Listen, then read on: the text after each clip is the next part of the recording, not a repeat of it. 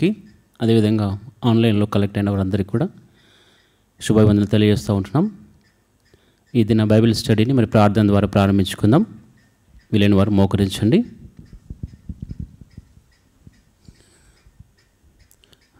పరిశుద్ధమైన తండ్రి, వందనములు స్తోత్రం చెల్లిస్తుంటున్నాను.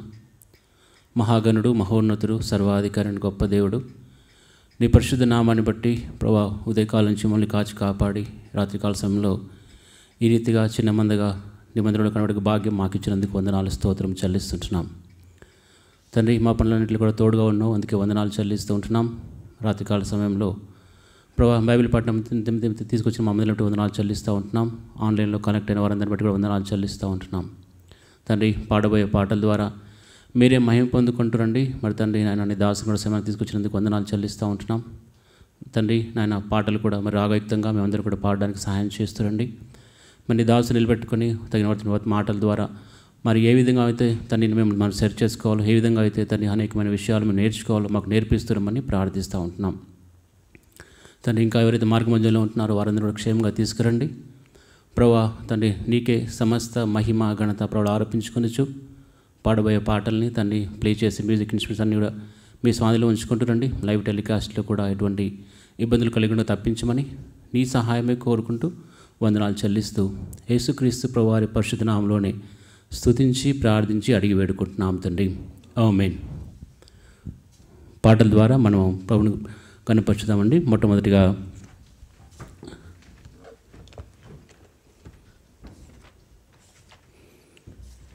పాట సంఖ్య 164 పాడుకుందాం.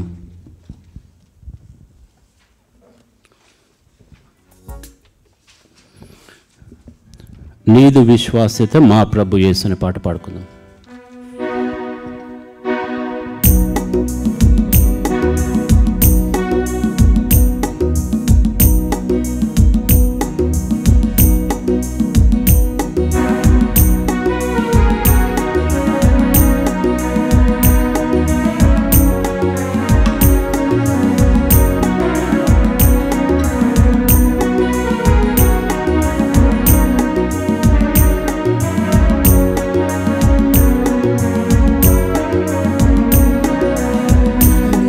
విశ్వాస్యత మా ప్రభు యేసు అంతరిక్షమునధిగమించెను.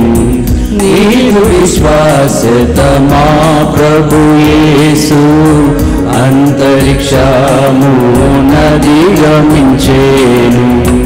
నిన్ను ప్రేమించి నీ ఆజ్ఞలను అనుసరించు మనుజావలికి, నిన్ను ప్రేమించి నీ ఆజ్ఞలను అనుసరించు మనుజావలికి, నిబంధనను స్థిరముగా చేసి, నిబంధనను స్థిరముగా చేసి నిరతమునలరారెడు మా ప్రభువా, నిరతమునలరారెడు మా ప్రభువా.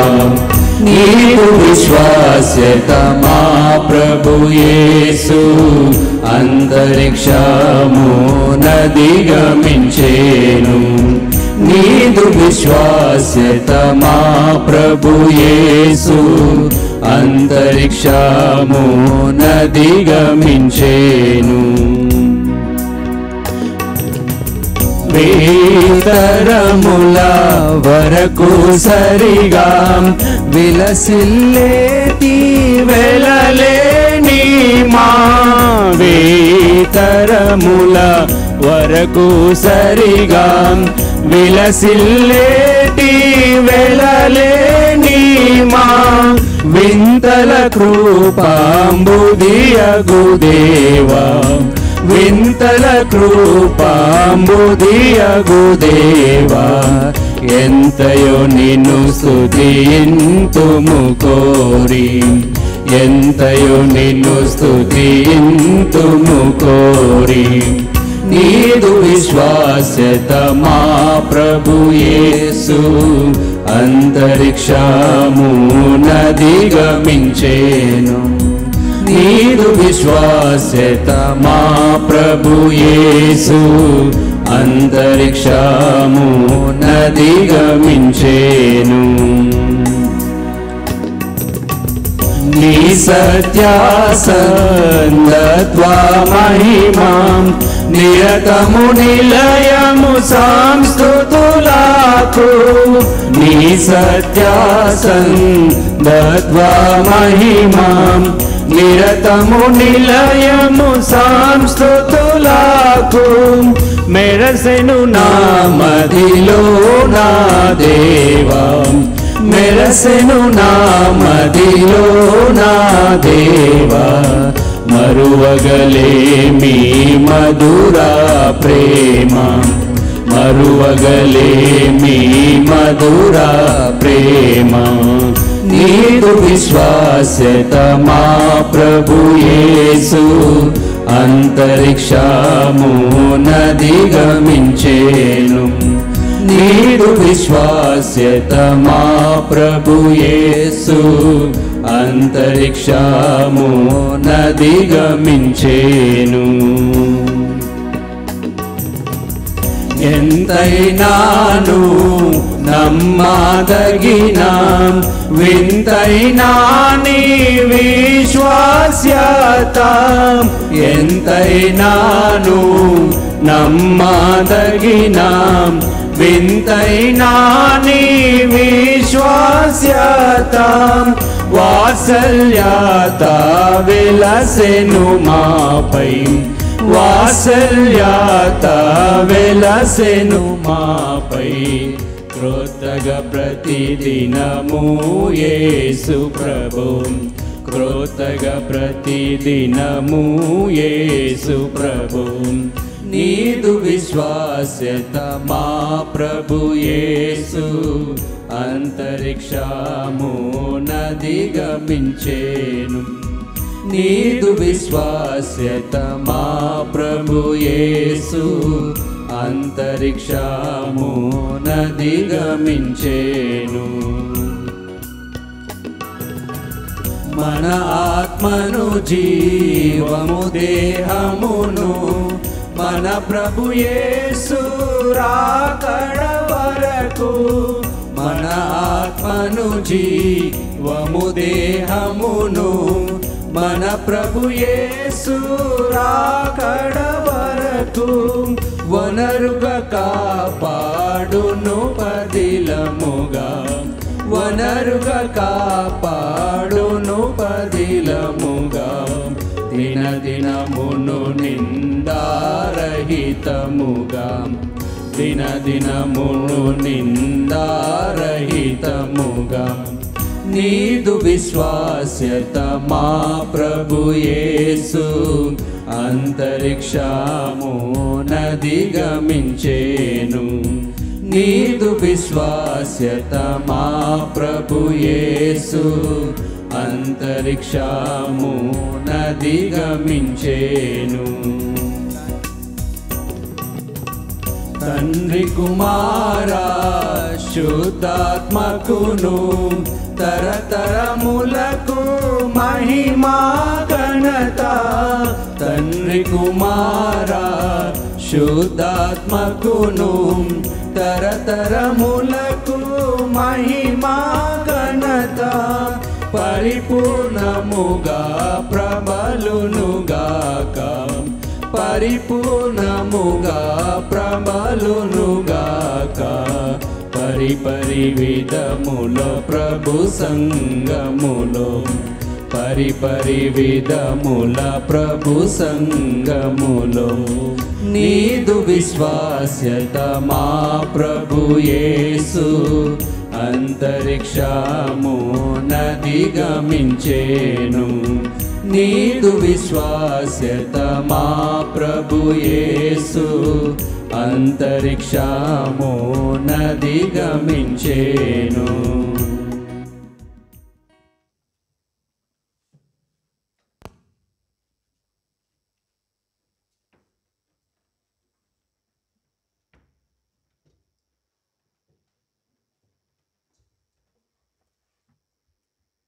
Praise the Lord to everyone.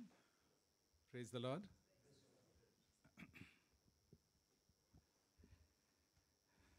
మొదటగా మనం మొదటి రాజులు 11వ అధ్యాయం నుండి కొన్ని వచనాలు చూద్దాం.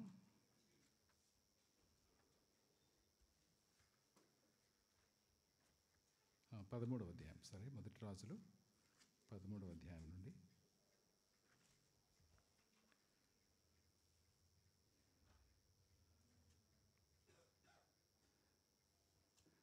ఒకటి నుండి 3 వచనాలు మనం చదువుదాం. మేబీ నేను 1వ వచనం చదువుతాను, మీరు 2వ వచనం, తర్వాత నేను 3వ వచనం చదువుతాను. మొదటి రాజులు 13వ అధ్యాయం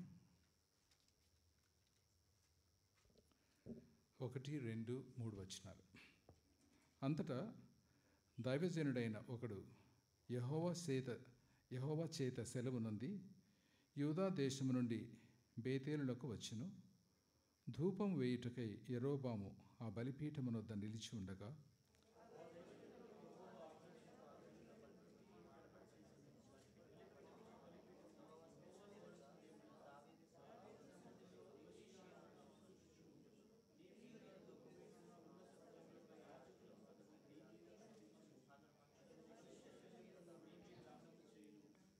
ఈ బలిపీఠము బద్దలైపోయి దాని మీదనున్న బుగ్గి ఒలికిపోవుటయే యెహోవా ఇచ్చు సూచన అని చెప్పి ఆ దినమున ఆ ప్రవక్త సూచన ఒకటి ఇచ్చెను.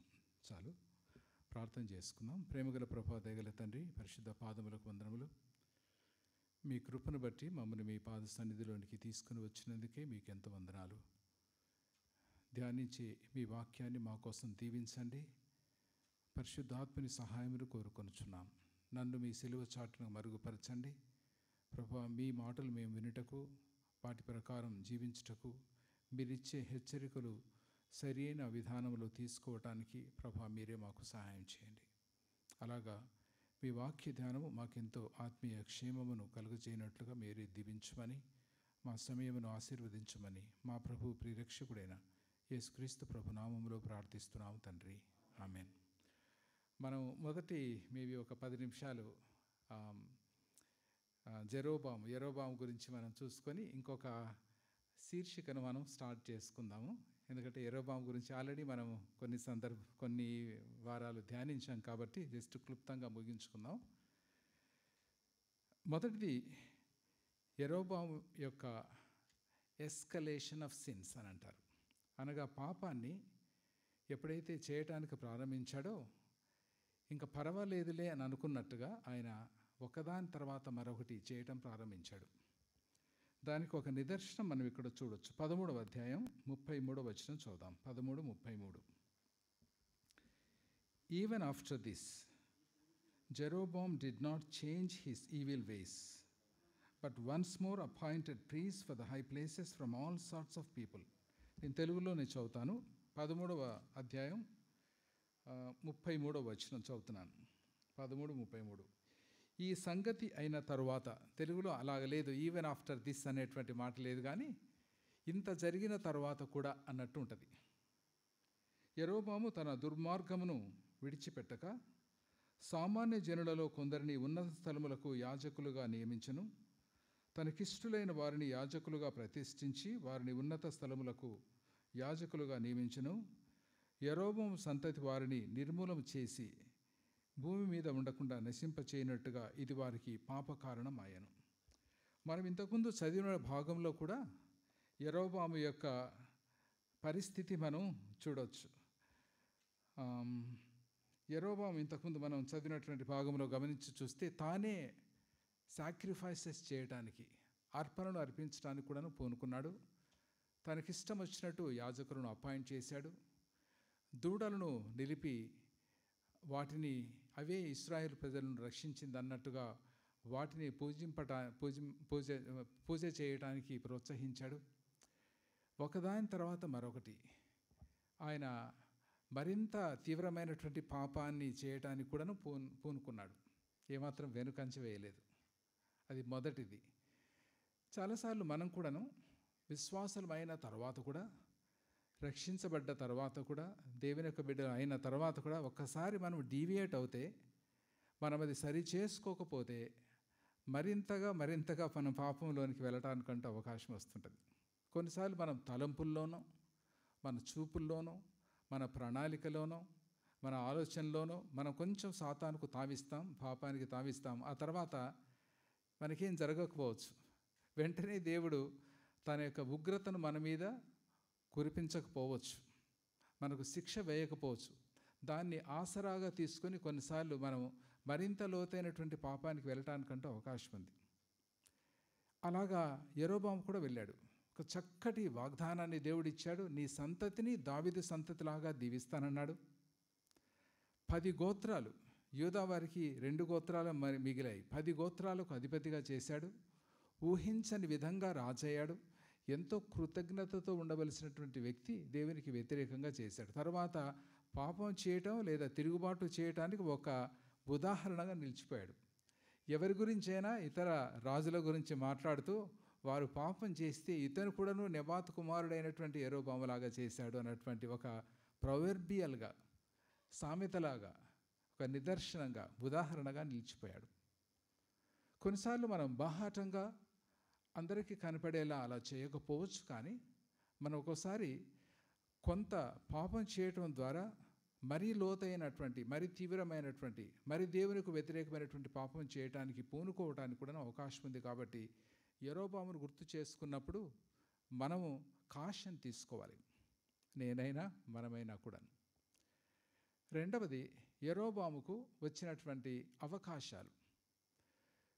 కొన్ని అవకాశాలు, మంచి అవకాశాలు వస్తే వాటిని ఆయన జారు విడుచుకున్నాడు. ఏం అవకాశాలు వచ్చాయి? ఇప్పుడు మనం ఒకటి చదివాం, నేను మరలా చదువుతున్నాను. 13వ అధ్యాయం 1వ వచనంలో, అంతటా దైవజనుడైన ఒకడు యెహోవా చేత సెలవు నొంది యూదా దేశము నుండి బేతేలునకు వచ్చెను.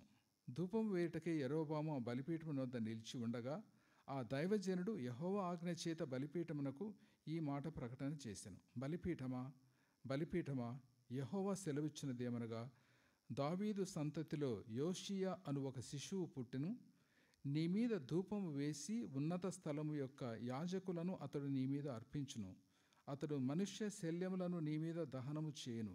ఈ బలిపీఠము బద్దలైపోయి దాని మీద నున్న బుగ్గి ఒలికి పోవుటయే యెహోవా ఇచ్చు సూచన అని చెప్పి ఆ దినమున ఆ ప్రవక్త సూచన ఒకటి ఇచ్చెను.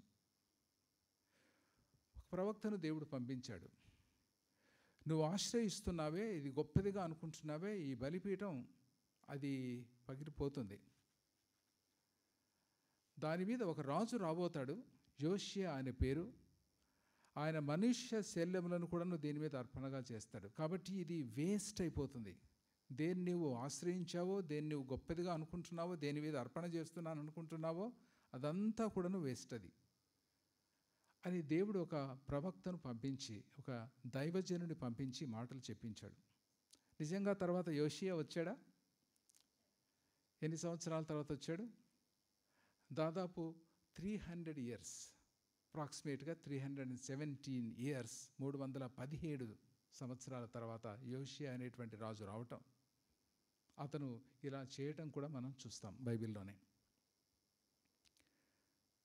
కొన్నిసార్లు బైబిల్లో ఆశ్చర్యకరమైనటువంటి విషయాలు రాయబడ్డాయి. పుట్టబోయేటువంటి 300 సంవత్సరాలంటే ఎన్ని తరాలు గతించుండొచ్చు? 50 సంవత్సరాలకు ఒక తరం అనుకున్నా కూడా 6 తరాలు. 6 తరాల తర్వాత రాబోయేటువంటి వ్యక్తి యొక్క పేరుతో సహా అతను ఏం చేయబోతాడు అనేటువంటిది దేవుడు చెప్పాడు. అలాగా ఇంకొద్ది మంది గురించి కూడా చెప్పాడు. ఇంకొక పేరు ఎవరైనా చెప్తారా? దేవుడు ముందుగానే పేరుతో సహా చెప్పాడు.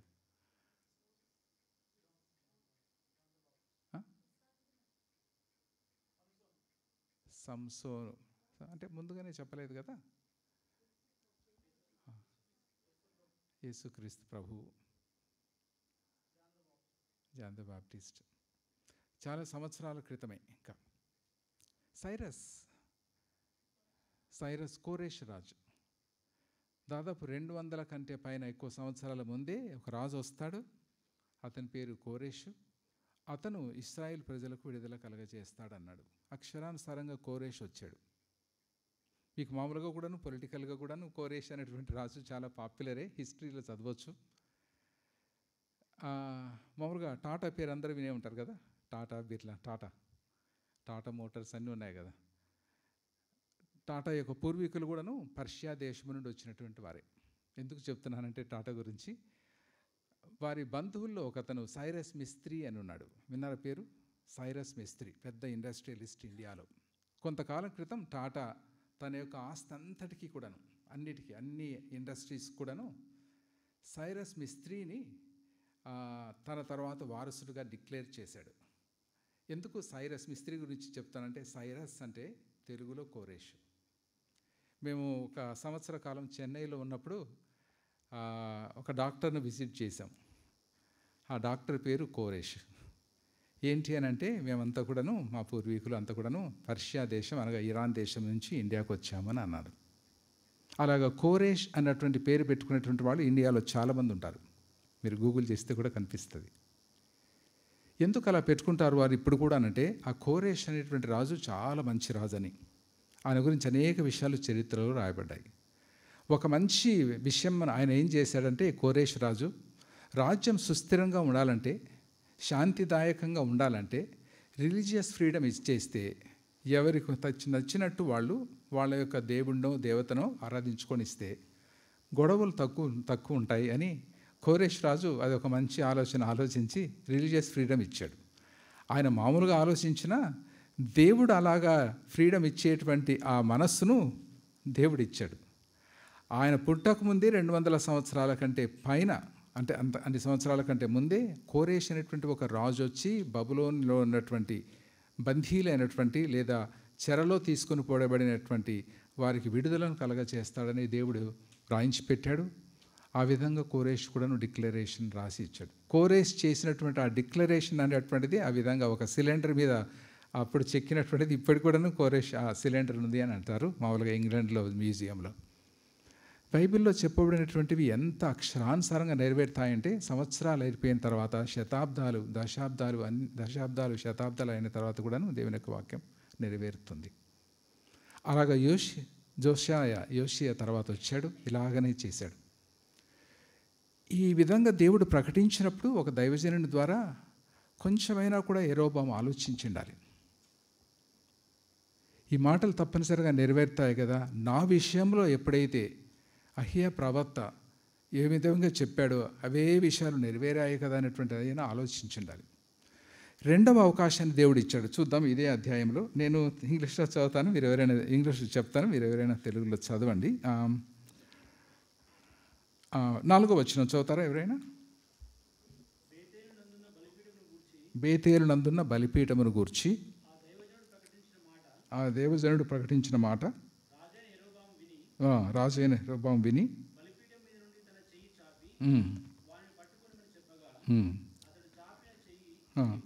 ఎండిపోయాను.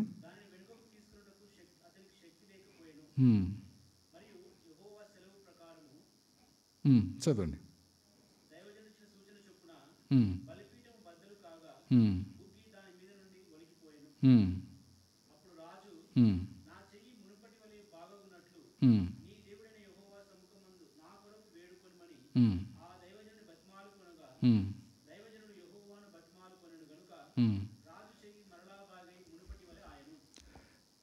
మరొక అవకాశం దేవుడిచ్చాడు.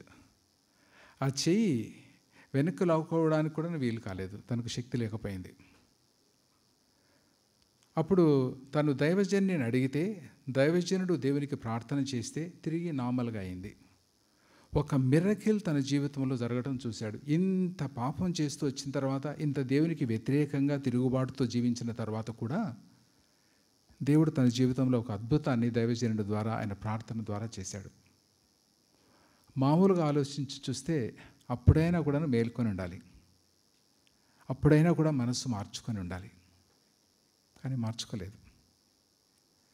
ఆ దైవజన్ని పట్టుకోబోయాడు. He wanted to seize him. చేయండిపోయింది. ఆయన ప్రార్థన చేశాడు. దేవుడు అద్భుత కార్యాన్ని చేశాడు. లేకపోయింటే ఆయన పరిస్థితి ఏమై ఉండేది? రాజుగా గెటాన్ అయిండేవాడా? తిరిగి తన రాజ్యాన్ని పరిపాలించేటువంటి అవకాశాన్ని దేవుడు ఇచ్చాడు. ఒక విధంగా చెప్పాలంటే మారు మనస్సు పొందటానికి, మనస్సు మార్చుకోవటానికి, దేవుని వైపు తిరగటానికి మరొక అవకాశాన్ని ఇచ్చాడు. ఎంత అవకాశం, ఎంత ఆశ్చర్యకార్యం, ఎంత అద్భుత కార్యం దేవుడు చేశాడు, కానీ మార్చుకోలేదు. మరలా ఇంకొక విషయం జరిగింది. 14వ అధ్యాయం చూద్దాం. ఇది రెండవ అవకాశాన్ని జారవిడ్చుకున్నాడు. 14వ అధ్యాయం నేను చదువుతాను. 14వ అధ్యాయం 1వ వచనం. ఆ కాలమున యెరోబాము కుమారుడైన అబీయా కాయిలా పడగా యెరోబాము తన భార్యతో ఇట్లనను, నీవు లేచి యెరోబాము భార్యవని తెలియకుండా మారువేషం వేసుకుని షిలోహునకు పొమ్ము. ఈ జనుల మీద నేను రాజునగుదని నాకు సమాచారం తెలియచెప్పిన ప్రవక్తయకు అహీయా అక్కడ ఉన్నాడు. నేను ఇవన్నీ జస్ట్ క్లుప్తంగా వివరిస్తాను. తన కొడుకు చనిపోయాడు. వయస్సు వివరాలన్నీ కూడా లేవు, తన పేరుంది. అప్పుడు ఏమన్నాడంటే, భార్యను నువ్వు మారువేషం వేసుకో, నువ్వు యెరోబాము భార్యవని తెలియకుండా నాకు నీవు రాజు అవుతావని ఏ ప్రవక్త చెప్పాడో ఆ అహీయా ప్రవక్త దగ్గరికి నువ్వు వెళ్ళి నా కుమారుడు బ్రతుకుతాడా లేదా అని అడగమన్నాడు. దేవుడు యెరోబాము భార్య వస్తుంది అన్నటువంటి విషయం, ఏం చెప్పాలి అనేటువంటి విషయం అంతా కూడా అహీయాకు ముందుగానే తెలియచేశాడు. అహీయా వయస్సు మళ్ళాడు అప్పటికంతా, ఆయన కళ్ళు కనపడలేదు. అయినా కూడా దేవుడు ఇచ్చినటువంటి మాటను అతను చెప్పగలిగాడు. ఇదే అధ్యాయంలో తర్వాత చూస్తే అవన్నీ కూడా ఉంటాయి. అహీయా ఏమన్నాడంటే, యెరోబాము భార్య లోపలికి రమ్మన్నాడు. ఆమె మారువేషం వేసుకున్నా కూడాను దాచుకోలేకపోయింది. వచ్చిన తర్వాత దేవుడు చాలా విషయాలు చెప్పాడు. నీ కుమారుడు బ్రతకడు అన్నాడు. తర్వాత కుమారుడు బ్రతకలేదు.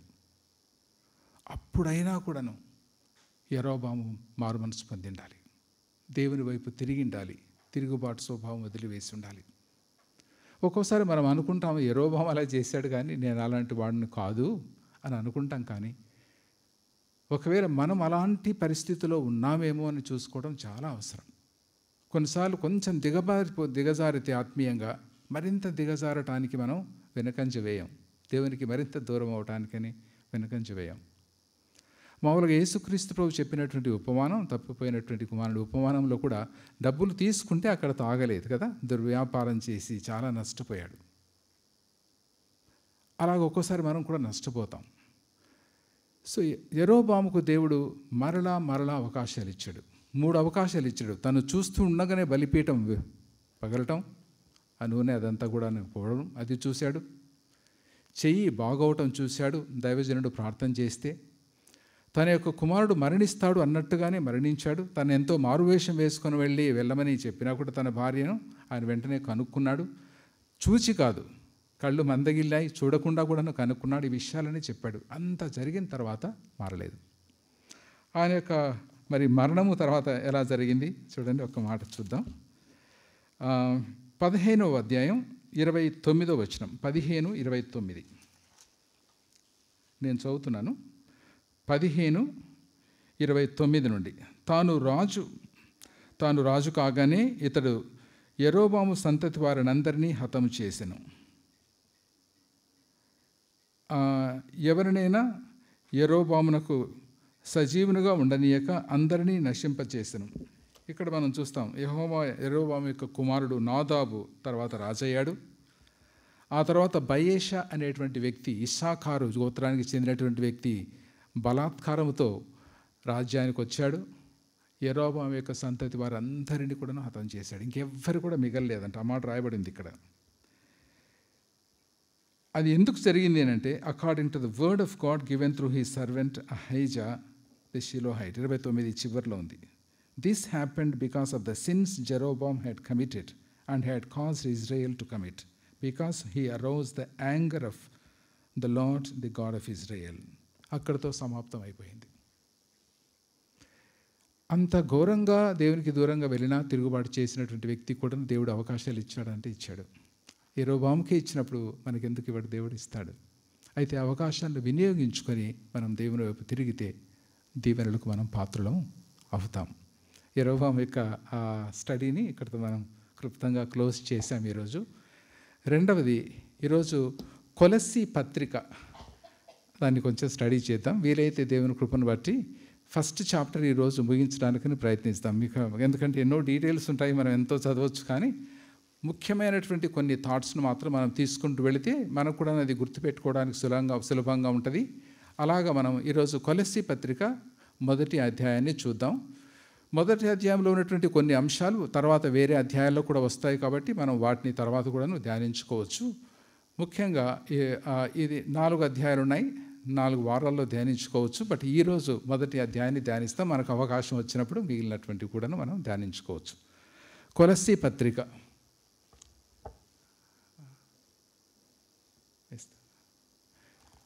ఒక మ్యాప్ అక్కడ వేసారా?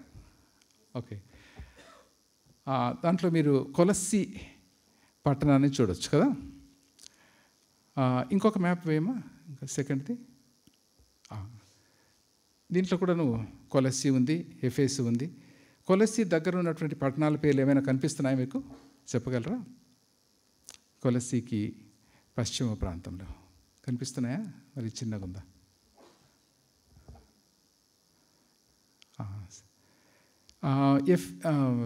ప్రకటన గ్రంథంలో మొదటి 2 అధ్యాయాలు వచ్చేటువంటి 7 సంఘాల గురించి చెప్తారా? వాటి పేర్లు చెప్పగలరా? ఎఫెసీ సంఘము,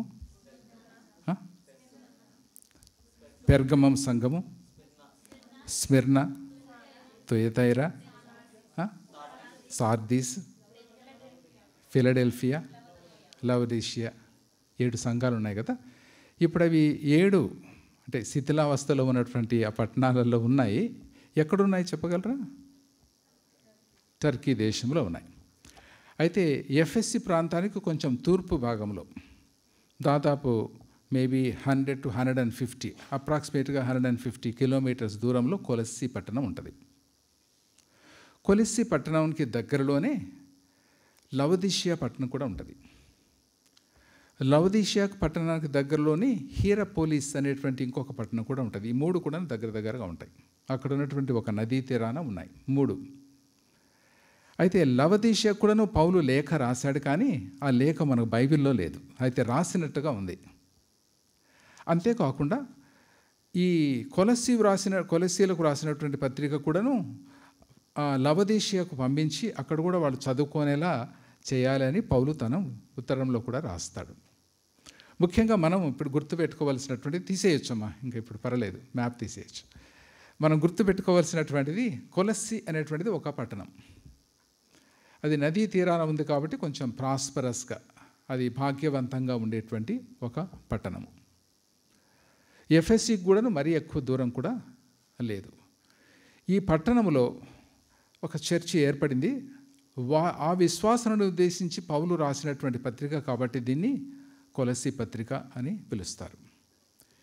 ఈ కొలస్సీ పత్రికలో చర్చ్ ఎలా ఏర్పడింది, మొదటిది ఎవరు దాంట్లో ప్రయాసపడ్డారు, ఎవరు సువార్తను ప్రకటించారు చెప్పగలరా? ఓకే, మనం కొన్ని వచనాలు చదువుదాం, అప్పుడు మనకు అర్థమవుతుంది. సో ఈ కొలస్సీ అనేటువంటి పట్టణంలో ఎలాగా ఈ చర్చ్ ఏర్పడింది, దాని నుంచి మనం ఏం నేర్చుకోవచ్చు అనేటువంటిది మొదట మనం చూద్దాం. 1వ అధ్యాయం 4వ వచనం, 3, 4 కలిసి ఉన్నాయి. నేను 4 చదువుతున్నాను, లేదా 3, 4 చదువుతాను. పరలోకమందు మీ కొరకు ఉంచబడిన నిరీక్షణను బట్టి క్రీస్తు యేసునందు మీకు కలిగి ఉన్న విశ్వాసమును గూర్చియు పరిశుద్ధులందరి మీద మీకున్న ప్రేమను గూర్చియు మేము విని ఎల్లప్పుడూ మీ నిమిత్తము ప్రార్థన చేయొచ్చు. అంటే అర్థం ఏంటి చెప్తారా? మేము విని అంటే అర్థం ఏంటి? అంటే చూడలేదు అని అర్థం. ఈ గోకుల్ ప్లాట్స్లో ఎన్నో phase, 9th phase KPHP Gokul ప్లాట్స్లో ఒక సంఘం ఉంది అని మేము విన్నాము అని అంటే ఆయన చూడలేదని అర్థం. అలాగా పౌలు నేను దాని గురించి విన్నాను అని రాస్తున్నాడు, ఆయన చూడలేదు. Bible doesn't have clear evidence about Paul visiting the city of Colossae. ఆ కొలస్సీ పట్టణాన్ని పౌలు దర్శించినట్టుగా క్లియర్గా ఎవిడెన్స్ బైబిల్లో అయితే లేదు. సో మొదటిది వారి గురించి విని మేము ఎంతో సంతోషిస్తున్నాను అని ఆయన రాస్తున్నాడు.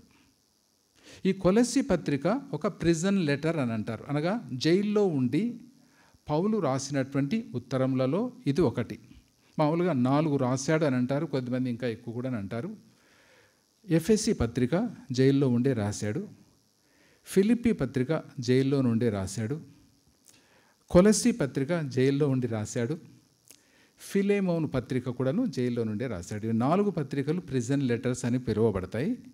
కొద్దిమంది తిమోతి పత్రికలు కూడా రాసి ఉండొచ్చు అని అంటారు. దాన్ని మనం ఇంకా డీటెయిల్గా ఇప్పుడు చూడని అవసరం లేదు. ఈ 4 మాత్రం కన్ఫర్మ్డ్గా ఇది ప్రిజన్ లెటర్స్ అని పిలుస్తారు, జైల్లో ఉండి రాశాడు. ఫిలిప్పి కూడాను ఖైదీగా ఉన్నటువంటి నేను రాస్తున్నాను అనేటువంటి మాట పౌలు రాస్తాడు. జైల్లో ఉన్నప్పుడు మరి ఈ లెటర్ ఎందుకు రాయవలసి వచ్చింది అని అంటే, తర్వాత ఎవరితో పంపించాడు అని అంటే దీంట్లో కూడా కొన్ని మనకు ఎవిడెన్సెస్ దొరుకుతాయి. అక్కడ జైల్లో ఉన్నప్పుడు ఒక వ్యక్తి కొలస్సీలో ఉన్నటువంటి విషయాలన్నీ తీసుకొని చెబుతూ, అంతకుముందే తెలుసు పౌలుకు, అయితే అక్కడ జరుగుతున్నటువంటి విషయాలన్నీ కూడా చెప్పినట్టుగా మనకు అర్థమవుతుంది. ఇదే అధ్యాయంలో ఇంకొక మాట కూడా చూద్దాం మనం. 7వ వచనం చదువుదాం. 1:7. ఎపఫ్రా అను మా ప్రియుడైన తోడు దాసుని వలన మీరు ఈ సంగతులు నేర్చుకుంటుని, అతడు మా విషయంలో నమ్మకమైన క్రీస్తు పరిచారకుడు, అతడు ఆత్మయందలి మీ ప్రేమను మాకు తెలిపినవాడు అని అంటున్నాడు. ఎపఫ్రా చెప్పాడు, కొన్ని విషయాలు వారి గురించి చెప్పాడు. ఎపఫ్రా అనేటువంటి వ్యక్తి, మామూలుగా దీన్ని మనం ఆ సీక్వెన్స్ అంతా ఆలోచించి చూస్తే, పౌలు చెరసాలలో ఉన్నప్పుడు ఆయన దగ్గరికి వెళ్ళి కొంతకాలం అక్కడే ఉండిపోయాడని, వెళ్ళినప్పుడు కొలస్సీలో ఉన్నటువంటి సంగతులు, విశ్వాసాల గురించినటువంటి విషయాలు, వాడుకున్నటువంటి సమస్యలు, వీటన్నిటి గురించి ఆయన తెలపటం వల్ల పౌలు వారి దగ్గర ఉన్నటువంటి కొన్ని సమస్యలకు పరిష్కారంగా ఈ ఉత్తరాన్ని వ్రాసి వారిని ప్రోత్సహిస్తూ, చాలా ఎంకరేజ్ చేస్తూ ఈ ఉత్తరాన్ని రాసినట్టుగా కూడా మనకు అర్థమవుతుంది. తర్వాత ఈ 2వ అధ్యాయంలో కూడాను మనం గమనించి చూస్తే ఆయన చూడలేదు అన్నటువంటి విషయం కూడా మనకు అర్థమవుతుంది. 2వ అధ్యాయం 1 చదువుదామా? 2వ అధ్యాయం 1వ వచనం. మీ కొరకును లవొదికే వారి కొరకును శరీర రీతిగా నా ముఖము చూడని వారందరి కొరకును నేను ఎంతగా పోరాడుచున్నానో మీరు తెలుసుకోనుకోరచున్నాను. చూడలేదు, మీరు నన్ను చూడలేదు, నేను మిమ్మల్ని చూడలేదు, కానీ మీ గురించి నేను ఎంతో పోరాడుతున్నాను అంటూ రాస్తున్నాడు. ఇక్కడ మనం అర్థం చేసుకున్నటువంటి విషయం ఏంటంటే, ఇప్పటి వరకు పౌలు ఖైదులో ఉండి, ఖైదు అని అనగానే మరి ఖైదులో ఉంటే మరి ఎపఫ్రా ఎలాగ వెళ్ళాడు అని అంటే, మొదటిసారి ఆయన ఖైదుకు వెళ్ళినప్పుడు ఆయనకు విజిటర్స్ను ఎంటర్టైన్ చేసేటువంటి ఫ్రీడమ్ ఉండింది అని అంటారు. అందువల్ల చాలామందిని విజిటర్స్ను ఎంటర్టైన్ చేశాడు. ఒక ఇల్లు తీసుకోవటానికి, ఇంట్లోకి ఇతరులు రావటానికి పోవటానికి కూడాను అనుమతి ఇవ్వటానికి అంత స్వేచ్ఛ ఉంది. తర్వాత మరలా రోమాలో ఖైదులో వెళ్ళినప్పుడు మాత్రం కఠినమైనటువంటి పరిస్థితులు వచ్చాయి. అప్పుడు ఆయన ఉరి తీయబడ్డాడని మామూలుగా చరిత్రలో చెబుతారు. ఆ తర్వాత నీరో మొదట స్వేచ్ఛ ఇచ్చాడు, కానీ రెండవసారి స్వేచ్ఛ ఇవ్వలేదు. రెండవసారి ఆయనకు క్యాపిటల్ పనిష్మెంట్, అంటే ఉరి తీయటము, శిరచ్ఛేదనము అలాంటిది జరిగింది అని అంటారు. కాబట్టి మొదట అలాగ ఉండింది కాబట్టి తనతో పాటు కొద్దిమంది ఉండటానికి కూడా అవకాశం ఉండింది. కాకపోతే సైనికులు కాపలా కాసేవారు అంతే. ఈ ఎపఫ్రా విషయాలని చెప్తే, ఈయన నా ముఖం చూడనటువంటి మీకోసం నేను ఎంతో ప్రయాసపడుతున్నాను అంటూ ఈ ఉత్తరంలో కూడాను రాస్తున్నాడు. ఆ ఖైదులో ఉన్నప్పుడే మామూలుగా ఇంకొక విషయం కూడా, అంటే మనకు కొలస్సీతో సంబంధం పెద్దగా లేదు, కానీ ఒక విధంగా లింక్ ఉన్నట్టే చెప్పుకోవచ్చు. ఒక వ్యక్తి పౌలు యొక్క పరిచర్య ద్వారా పౌలులోనికి వస్తాడు. అతని పేరు చెప్పగలరా? ఖైదులో ఉన్నప్పుడు అతను కూడా ఖైదీ అయి ఉంటాడు. ఒనేసిము అనేటువంటి వ్యక్తి. ఒనేసిము కూడా కో ప్రిజనర్, అంటే ఆయన ఇంట్లో లేడు, కానీ ఆయన కూడా ఇంకొక ఖైదీగా ఉంటే సువార్త వల్ల ఆయన ప్రభువులోనికి వస్తాడు. ఒనేసిము ఎవరు అంటే, ఫిలేమోను యొక్క ఇంట్లో ఉండేటువంటి పని చేసేవాడు, ఫిలేమోను యొక్క సర్వెంట్ అనొచ్చు.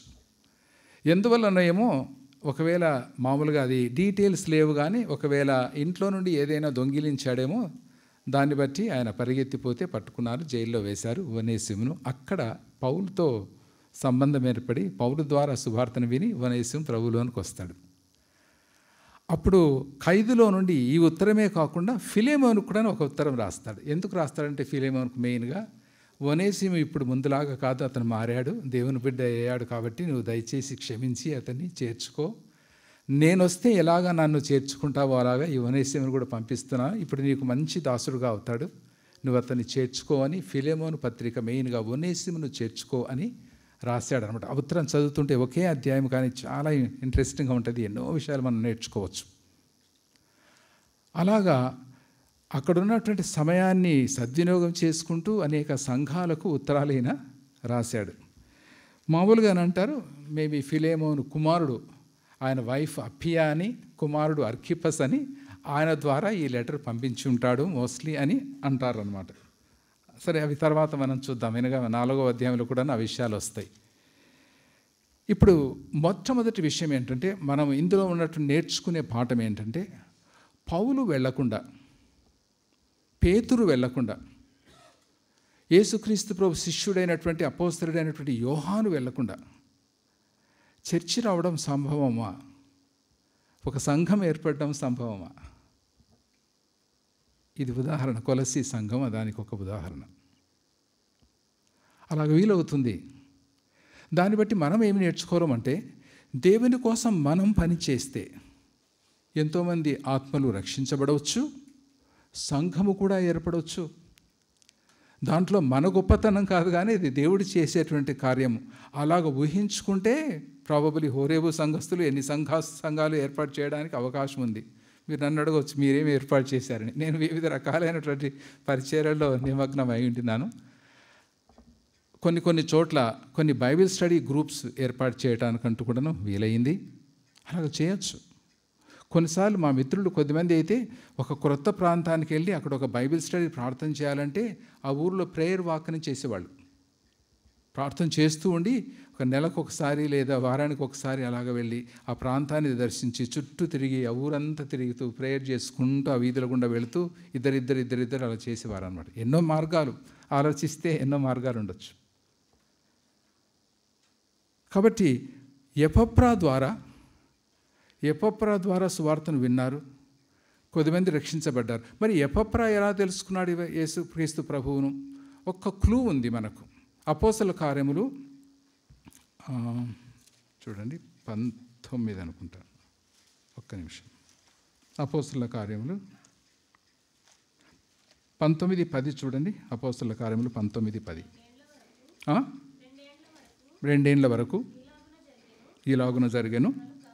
కనుక యూదులేమి, గ్రీసు దేశస్థులేమి,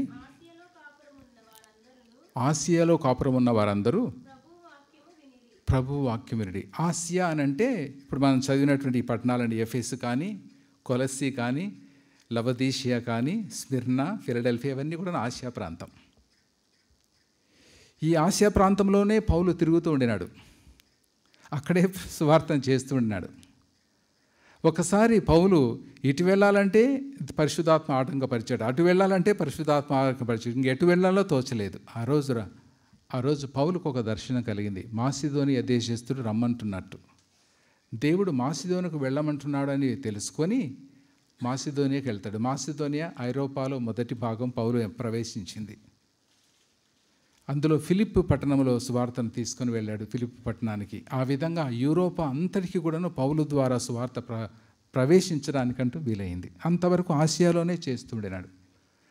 ఒక సమయంలో ఎఫెసులో చాలా కాలం ఉండే, అక్కడ 2 సంవత్సరాలు ఉన్నది. మనం ఆ సందర్భం అంతా చదివితే 3 సంవత్సరాలు ఏకధాటిగా కంటిన్యూస్గా పౌలు ఉండి ఎఫెసులో సేవ చేశాడు. ఆ సమయంలో చాలామంది గ్రీసు దేశస్థులు, యూదులు, ఆసియాలో ఉండేటువంటి వారు, ప్రాబులు అప్పుడు కొలస్సీలో ఉన్నటువంటి ఈ ఎపఫ్రా కూడా ఒకవేళ యేసుక్రీస్తు ప్రభువుని తెలుసుకోండొచ్చు అని అంటారు. అంతకంటే ఎక్కువ డీటెయిల్స్ లేవు. తెలుసుకున్నటువంటి వారు వెళ్ళి వాళ్ళ ప్రాంతాల్లో సువార్తను ప్రకటించారు. తను ఏమర్థం చేసుకున్నాడో ఎపఫ్రా కొలస్సీలో కూడా ప్రకటించుంటాడు. సంఘం ఏర్పడింది. ఆ తర్వాత సంఘంలో సమస్యలు వచ్చి జైల్లో ఉన్నటువంటి ఆయనకు వివరించాడు. వివరించిన తర్వాత వారి గురించినటువంటి మంచి విషయాల గురించి ప్రస్తావిస్తూ ఎంతో ఆనందంతో ఈ ఉత్తరాన్ని రాశాడు. వారికి ఉన్నటువంటి సమస్యలకు పరిష్కారంగా కూడా కొన్ని విషయాలు ఇందులో రాశాడు. కాబట్టి మనం మొదట ఏం పాఠం నేర్చుకున్నాం ఈరోజు? మొదటి లెసన్ ఏంటి? ఒక అపోస్తలుడో ఇంకెవరో కాకుండా సాధారణమైనటువంటి విశ్వాసి కూడాను దేవుని యొక్క సంఘాన్ని స్థాపించడంలో దేవుని చేత వాడబడవచ్చు. అది మనం సీరియస్గా తీసుకొని ఆలోచించి చూస్తే ఎన్నో విధాల దేవుడు మనల్ని వాడుకోవడానికి మనం ఒక సాధనంగా దేవుని చేతిలో ఉండొచ్చు అనేటువంటి పాఠాన్ని మనం నేర్చుకుంటున్నాం. మళ్ళీ వేరుగా అర్థం చేసుకోవద్దండి. అట్లాగా చేస్తే మనకు కొన్ని పర్మిషన్లు కావాలి, కొన్ని ఇవి ఉండాలి, అవి ఉండాలి, వాటన్నిటి గురించి నేనేం అనట్లేదు. కానీ దేవుని యొక్క తలంపుతో మనం ముందుకెళ్తే దేవుని యొక్క పనిలో మనం వాడబడవచ్చు. ఆ విధంగా వాడబడుతూ ఉంటే సంఘాలు కూడాను ఏర్పడడానికి, వర్ధిల్లటానికి ఉపయోగపడతాయి అనేటువంటిది మనం నేర్చుకున్నాం. రెండవది మనం నేర్చుకునేటువంటి ఒక పాఠం, పౌలు రాస్తున్నటువంటి విషయం 3 నుండి 6 కలిసి ఉన్నాయి కదా, 3-4 కలిసి ఉన్నాయి కదా, నేను చదువుతున్నాను మరలా ఒకసారి. ఇది రెండవ పాఠం మనం నేర్చుకుంటున్నటువంటిది. పరలోకమందు మీ కొరకు ఉంచబడిన నిరీక్షణను బట్టి క్రీస్తు యేసునందు మీకు కలిగిన విశ్వాసమును గూర్చి, పరిశుద్ధులందరి మీద మీకున్న ప్రేమను గూర్చి మేము విని ఎల్లప్పుడూ మీ నిమిత్తము ప్రార్థన చేయొచ్చు మన ప్రభువు యేసుక్రీస్తు యొక్క తండ్రి అయిన దేవునికి కృతజ్ఞతాస్తుతులు చెల్లించుచున్నాము అని అంటున్నాడు.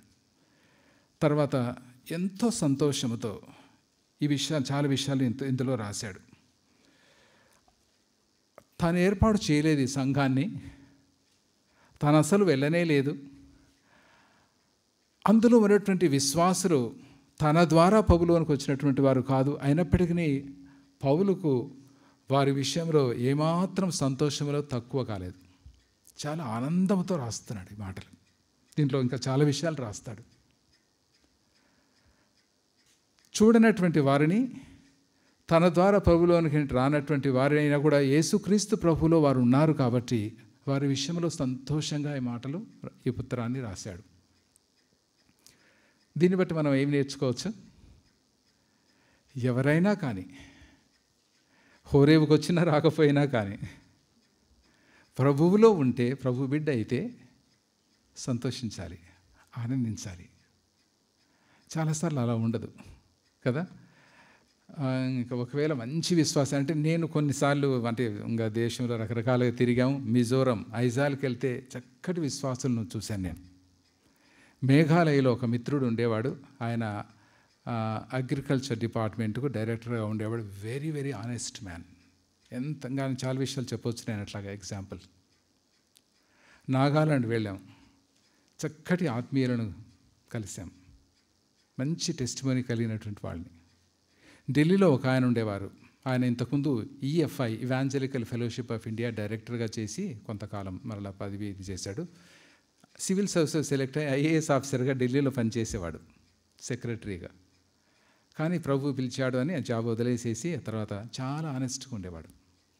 అట్లాగా వాళ్ళు కొద్దిమంది ప్రెస్బిటేరియన్ చర్చ్కి వెళ్ళేవాళ్ళు, కొద్దిమంది నాగాలాండ్ బ్యాప్టిస్ట్ చర్చ్కి వెళ్ళేవాళ్ళు, తర్వాత రకరకాల అసెంబ్లీస్కి వెళ్ళేవాళ్ళు. కానీ when we got to know them we were so happy, delighted, ఎందుకంటే దేవుని బిడ్డలు అని. పౌలుకు ఎంత బ్రాడ్ నేచర్ కదా, ఎంత బ్రాడ్ మైండ్ కదా. తన ద్వారా వచ్చి ఉంటే అది వేరే, తన ద్వారా కాకుండా ఉంటే అది వేరే, అలాంటిది ఏమీ లేదు. He loved them as if he toiled for them. ఆయన వారి కోసం ఆయనే శ్రమించి ప్రభువులోనికి తెచ్చినట్టుగా అంత ఆనందంతో ఈ ఉత్తరాన్ని రాశాడు. అదొక గొప్ప పాఠం మనం పౌలు నుండి కూడా నేర్చుకోవచ్చు. మూడో విషయానికి వెళదాం. ఇందులో చాలా భాగాలు ఉన్నాయి కదా. మామూలుగా కొలస్సి అనగానే ఒక ప్రధానమైనటువంటి అంశం గురించి అందరూ చెబుతూ ఉంటుంటారు. ఏది చెప్తారా? కొలస్సి పత్రిక అనగానే నాలెడ్జ్, ఇంకా పైన వాటిని వెతకాలి, ఇంకా కొలస్సి పత్రిక అనగానే ఒక విషయం చెప్తుంటుంటారు. కొలస్సి పత్రిక అనగానే the deity of Lord Jesus Christ, యేసుక్రీస్తు ప్రభు యొక్క దైవత్వము, చాలా విషయాలు ఇందులో రాయబడి ఉన్నాయి. అది కూడా మనం ఒకసారి చూద్దాం. బట్ ఇది క్లుప్తంగా ఇంపార్టెంట్ పాయింట్స్ మాత్రమే మనం ఇందులో ఉన్నటువంటి కొన్ని గ్లీన్ తీసుకుందాం. ఇందులో సువార్త అనేటువంటి పదం 4 సార్లు వచ్చింది. ఎక్కడెక్కడ వచ్చిందో చెప్తారా? సువార్త 5వ వచనంలో ఉంది కదా. మీ యొద్దకు వచ్చిన సువార్త, సత్యమును గూర్చిన బోధ వలన. తర్వాత 6వ వచనంలో కూడా ఉంది కదా, ఈ సువార్త సర్వలోకములో ఫలించు. ఇంకా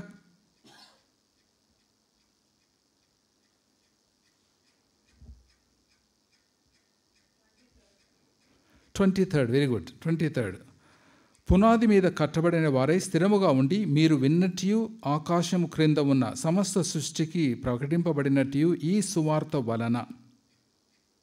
ఇంకా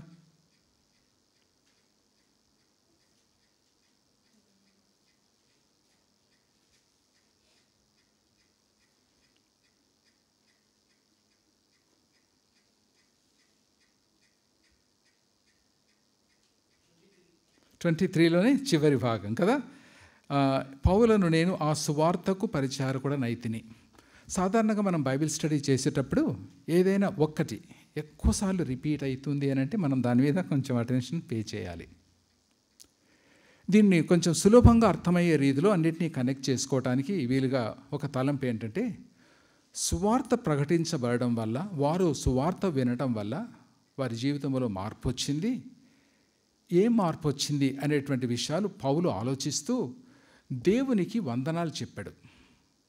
దీంట్లో వారి గురించి ప్రార్థన చేసింది, వారి గురించి దేవునికి వందనాలు చెప్పినటువంటి విషయము, తర్వాత వారికి మేలు కలుగునట్టుగా, క్షేమాభివృద్ధి కలుగునట్టుగా యేసుక్రీస్తు ప్రభు గురించినటువంటి కొన్ని విషయాలు ఇవన్నీ కూడా రాశాడు.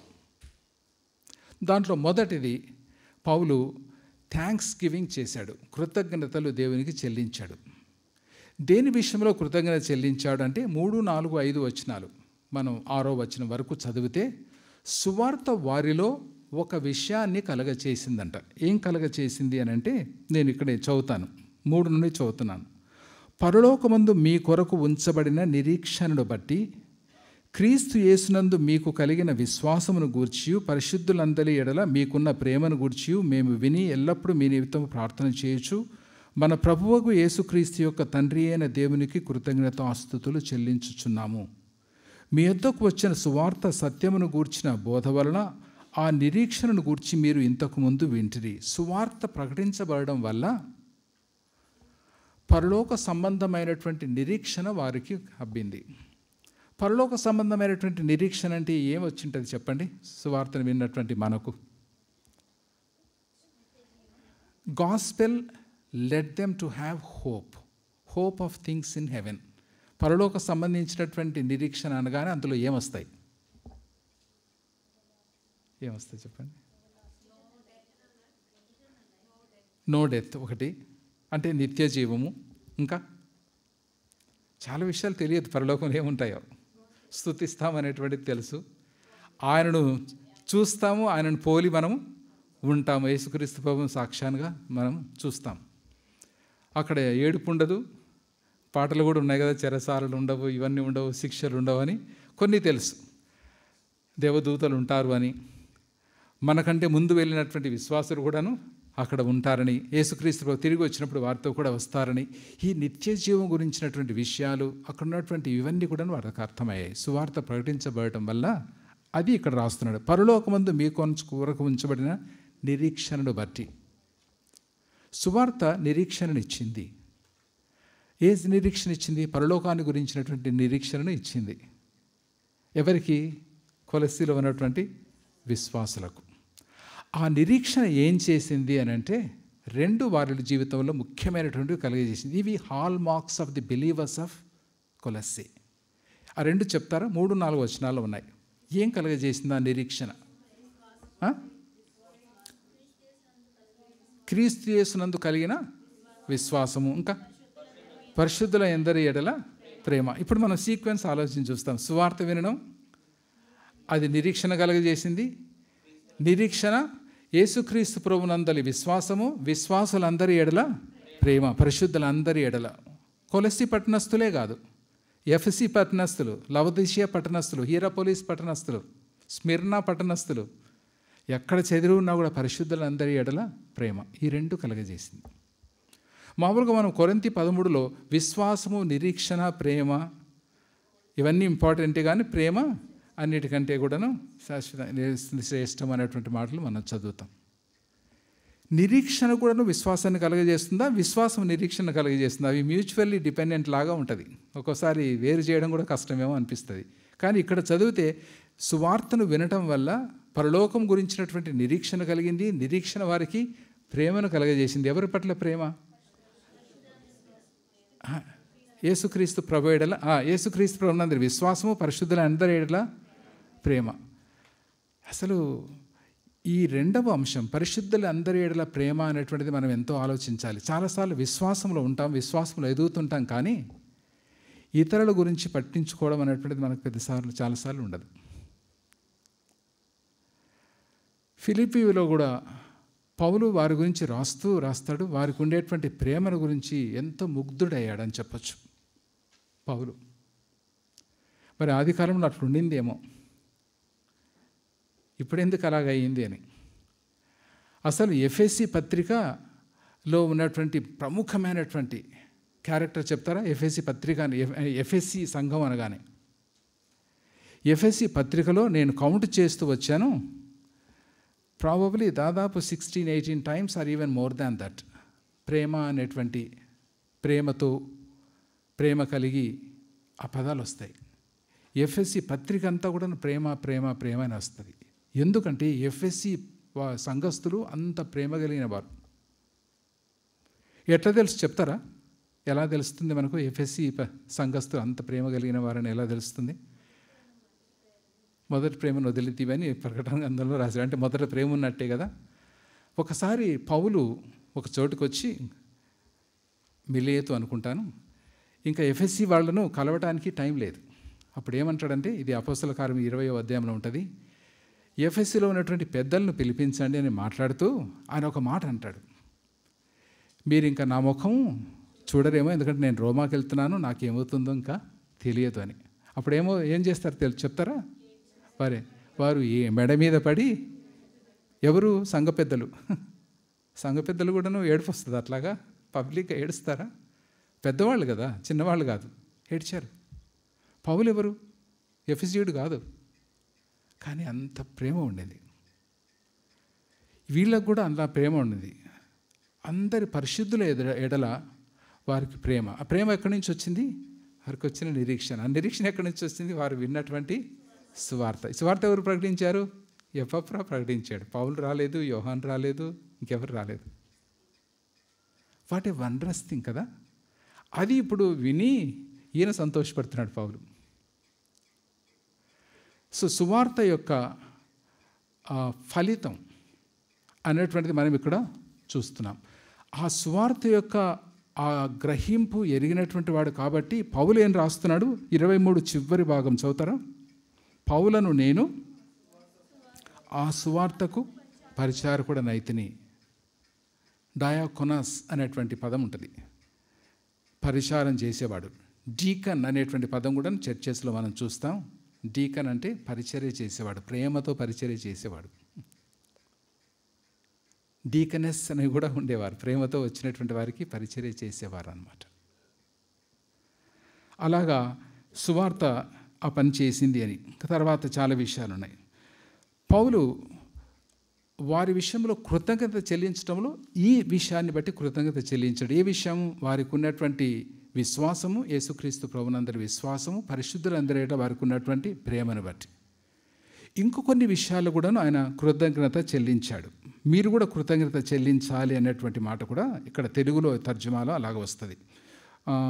12వ వచనం చదువుదామా, కలిసి చదువుదామా? 12 ఇక్కడ 12 అంటే అది 9 నుండి 12 వరకు చివరిలో కలిసి ఉన్నాయి కదా.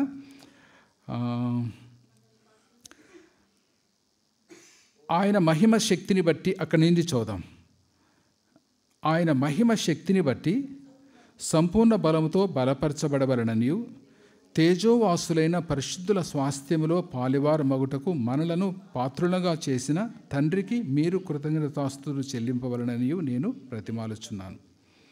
తరువాత ఇంకా కొన్ని విషయాలు ఆయన ఏం చేశాడు మీ విషయంలో, అవన్నీ కూడాను ఈయన ఆలోచిస్తూ కొన్ని విషయాలు రాశాడు. అంటే ఇప్పుడు కృతజ్ఞత చెల్లించాడు వారి విషయంలో. దేని విషయంలో కృతజ్ఞత మీరు కూడా చెల్లించాలి? తెలుగులో అయితే మీరు చెల్లించాలని ఉంది. పరిశుద్ధుల స్వాస్థ్యంలో, తేజోవాసులైన పరిశుద్ధుల స్వాస్థ్యంలో పాలివారు మగుటకు మనలను పాత్రులంగా చేసిన తండ్రికి మీరు కృతజ్ఞతాస్తుతులు చెల్లించండి. వీరితో మన సహవాసం ఇప్పుడు చిల్డ్రన్ ఆఫ్ లైట్ వారితో ఏర్పడింది అని రాస్తూ దేవుడు ఏ కార్యాన్ని చేశాడు అనేటువంటిది ఒక 4 విషయాలు స్పష్టంగా ఇక్కడ 13 నుండి రాస్తాడు. చూద్దాం. ఆయన మనలను అంధకార సంబంధమైన అధికారములో నుండి విడుదల చేసి తాను ప్రేమించిన తన కుమారుని యొక్క రాజ్య నివాసులనుగా చేసెను. అక్కడ మామూలుగా 4 ఐటమ్స్ ఉన్నాయని అంటారు. 4 ఐటమ్స్ ఏంటంటే, మొదటిది డెలివరీ, ఎక్కడి నుండి విడుదల చేశాడు అని. Delivery from where? అంధకార సంబంధమైనటువంటి అధికారంలో నుండి. ఇంకా మూడవది ట్రాన్స్ఫర్డ్ అని అంటారు. ఒక అధికారంలో నుండి ఇంకొక అధికారంలోనికి ఆయన మార్చాడని. ఎక్కడి నుంచి ఎక్కడికి మార్చాడు? అంధకార సంబంధమైనటువంటి అధికారం నుండి తాను ప్రేమించిన కుమారుడి యొక్క రాజ్య నివాసులుగా, అంటే కింగ్డమ్ చేంజ్ అయింది అని. మొదటిది డెలివర్డ్ అని. మామూలుగా అక్కడ వాడిన అంటే హీబ్రూ పదాలన్నీ ఇప్పుడు మనం గుర్తుంచుకోనక్కర్లేదు, కానీ నేను చదువుతూ వచ్చాను. చదివితే ఏదైనా ఉపద్రవంలో నుండి లాగినట్టు. ఒకవేళ ఒక హట్ అంటుకుంది, ఒక గుడిసె అంటుకుంది, అవి అక్కడ ఉన్నటువంటి వారికి ప్రమాదం జరుగుతుంది అని బలవంతంగా లాగినట్టు. మనకు తెలుసు, బైబిల్లో బలవంతంగా తీసుకొని వెళ్ళారు ఒక కుటుంబాన్ని. ఎవరి కుటుంబాన్ని? అంతా నశించిపోతుంది. సొదొమ గొమొర్రాలు. దేవుని యొక్క ఉగ్రత ఆకాశం నుండి మరి నిప్పు పడింది అని అంటే చాలా కష్టం, కానీ దేవుడు తీసుకుని వెళ్ళాడు. అలాగ లాగినట్టుగా, ప్రమాదం నుండి తప్పించినట్టుగా అనేటువంటి ఆ పదాన్ని ఇక్కడ వాడారనమాట. అలాగ దేవుడు మిమ్మల్ని తప్పించాడు. లేకపోయింటే మీ జీవితం ఎలా ఉండేది? అంధకారం యొక్క అధికారం కింద, అంధకార క్రియలు చేస్తూ సాతాను కింద పాపానికి దాసులై అలాగ ఉంటే దేవుడు తప్పించాడు అని. విడుదల చేశాడు, హీ డెలివర్డ్. తర్వాత ఆ అధికారం నుండి ఎవరి అధికారానికి ట్రాన్స్ఫర్ చేశాడు? యేసుక్రీస్తు ప్రభు యొక్క రాజ్యానికి. దానివల్ల లాభం ఏంటి? యేసుక్రీస్తు ప్రభు రాజ్యంలోనికి వస్తే లాభం ఏంటి? ఎప్పుడొచ్చింది ఆ రాజ్యం? వస్తుందా? వచ్చిందా? ఆయన రాజ్యం వచ్చిందా? ఆయన రాజ్యం రాబోతుందా? ఫ్యూచరా? పాస్టా? ప్రెజెంటా? వచ్చిందా? ఆయన రాజ్యం వచ్చే ఉంది అని అంటారు కదా, మరి రాబోతుందా? ఆయన రాజ్యంలో మనం ఉండబోతామా? ఆయనతో పాటు పరిపాలన చేస్తామా? అది ఇప్పుడు జరగలేదు కదా. ఆయనతో పాటు మనం పరిపాలన చేస్తాం కదా, అది రాబోయేది. ఈ రాజ్యము ఆల్రెడీ వచ్చింది, రాబోతుంది కూడాను. 2, past, present as well as future అన్నీ ఉన్నాయి. దానిలోనికి ఆయన మార్చాడు. ఉదాహరణకు కొద్దిమంది అమెరికాకి వెళ్ళడానికి చాలా తాపత్రయపడతారు. ఎందుకంటే అక్కడ కొంచెం కంఫర్ట్స్ అన్నీ కానీ అన్నీ బాగున్నాయి. డాలర్ రేట్ ఎక్కువ. $1కి ఎన్ని రూపాయలు? 80 పైన కదా, మోర్ దాన్ 80 ఉన్నాయి. కొద్దిమంది చాలా కష్టపడి మెక్సికో ద్వారా కష్టాలు పడి చిన్నపిల్లలను కూడా తీసుకొని వెళ్ళి ఆ నది దాటి అక్కడ ఫెన్సింగ్ అంతా దాటి అవతలకి వెళ్తారనమాట. వెళ్ళి పాస్పోర్ట్ను పడేస్తారు. పాస్పోర్ట్ ఉంటే ఏ కంట్రీ నుండి వచ్చారో ఆ కంట్రీకి పంపించేస్తారు. పాస్పోర్ట్ లేదంటే అమెరికాలో ఉన్నటువంటి రూల్ ఏంటంటే 6 నెలల వరకు పోషించాలి. 6 నెలల వరకు ఉండటానికి ఇల్లు ఇవ్వాలి, తినటానికి భోజనం పెట్టాలి. భోజనం పెట్టాలంటే డబ్బులు ఇవ్వాలి. కాబట్టి ఏం చేస్తారంటే దాటిన తర్వాత ఆ పాస్పోర్ట్ను ఆ నీళ్ళల్లో పడేయటమో లేదా కాల్చేయటమో చేసేస్తారనమాట.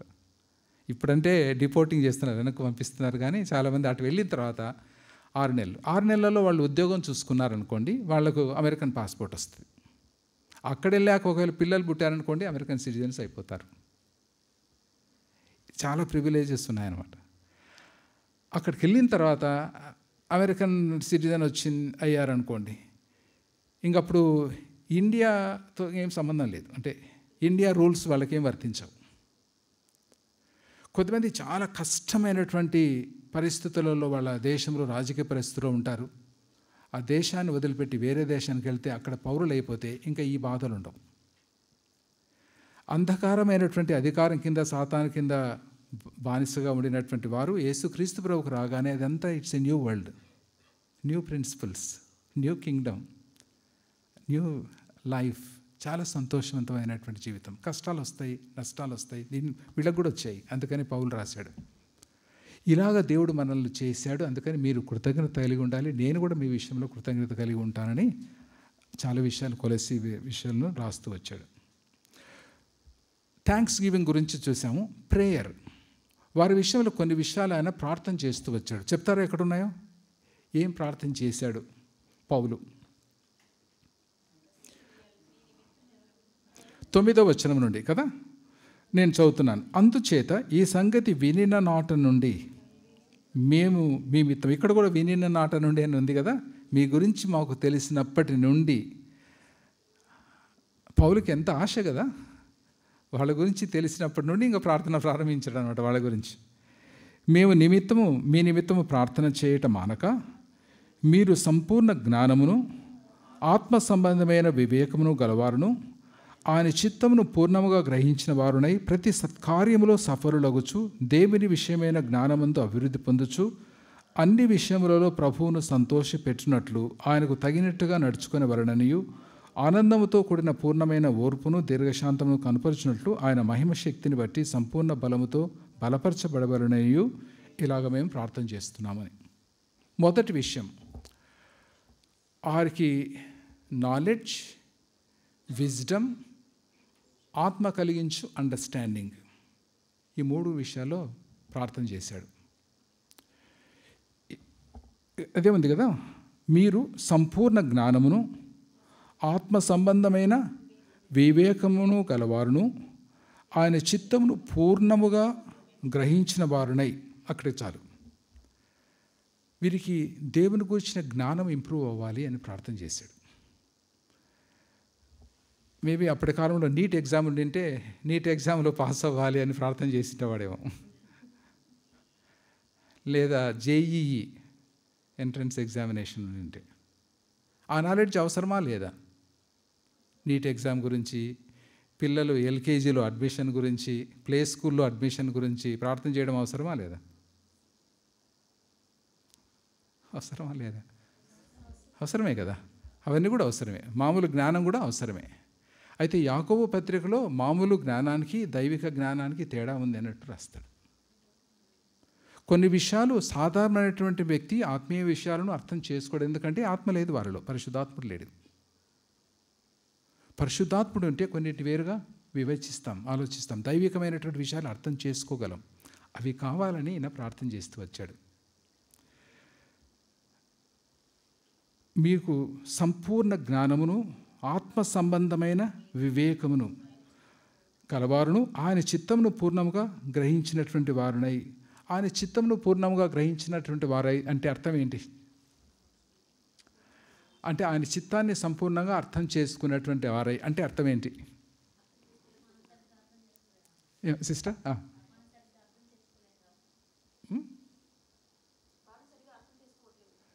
ఏం అర్థం చేసుకోవట్లేదు? దేవుని గురించి అర్థం చేసుకోవడం గురించి జ్ఞానము, ఆత్మ కలిగించు వివేచన, డిజర్నింగ్ స్పిరిట్, ఇన్సైట్స్ అనేవి దాంట్లో ఇమిడి ఉన్నాయి. వాటి కోసం ప్రార్థన చేశాడు. అవి ఉంటే వాళ్ళు దేవుని చిత్తాన్ని సరిగా తెలుసుకుంటారంట. అంటే అర్థం ఏంటి? అంటే ఎవరిని మ్యారేజ్ చేసుకోవాలి, ఏ ఉద్యోగం చేయాలి, ఈరోజు కాలేజీకి వెళుతున్నా వద్దా, ఇంట్లో ఉండి రెస్ట్ తీసుకోవాలన్నా, అవి దేవుని చిత్తమేనా కాదా?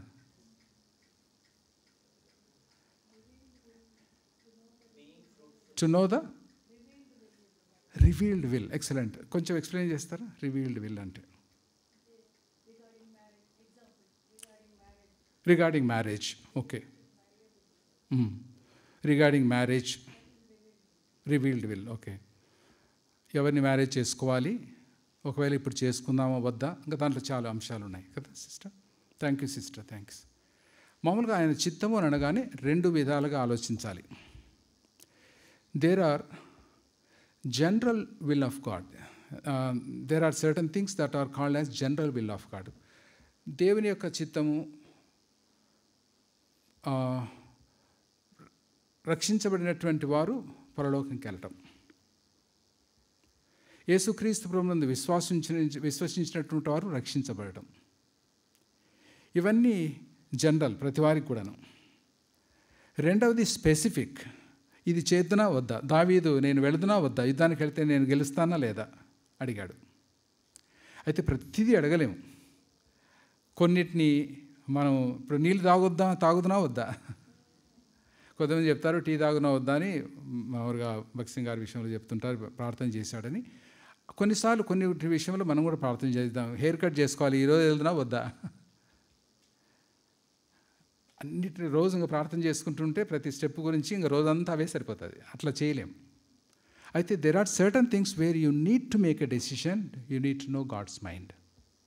But there are certain things which God likes, which God has planned, which God wants his children to do. తన బిడ్డలు అవి చేయాలి అని ఆయన ఇష్టపడతాడు. అలాంటివి there are certain things that are general. ముఖ్యంగా నైతిక విలువల సంబంధించి కొన్ని స్టాండర్డ్స్ ఉన్నాయి.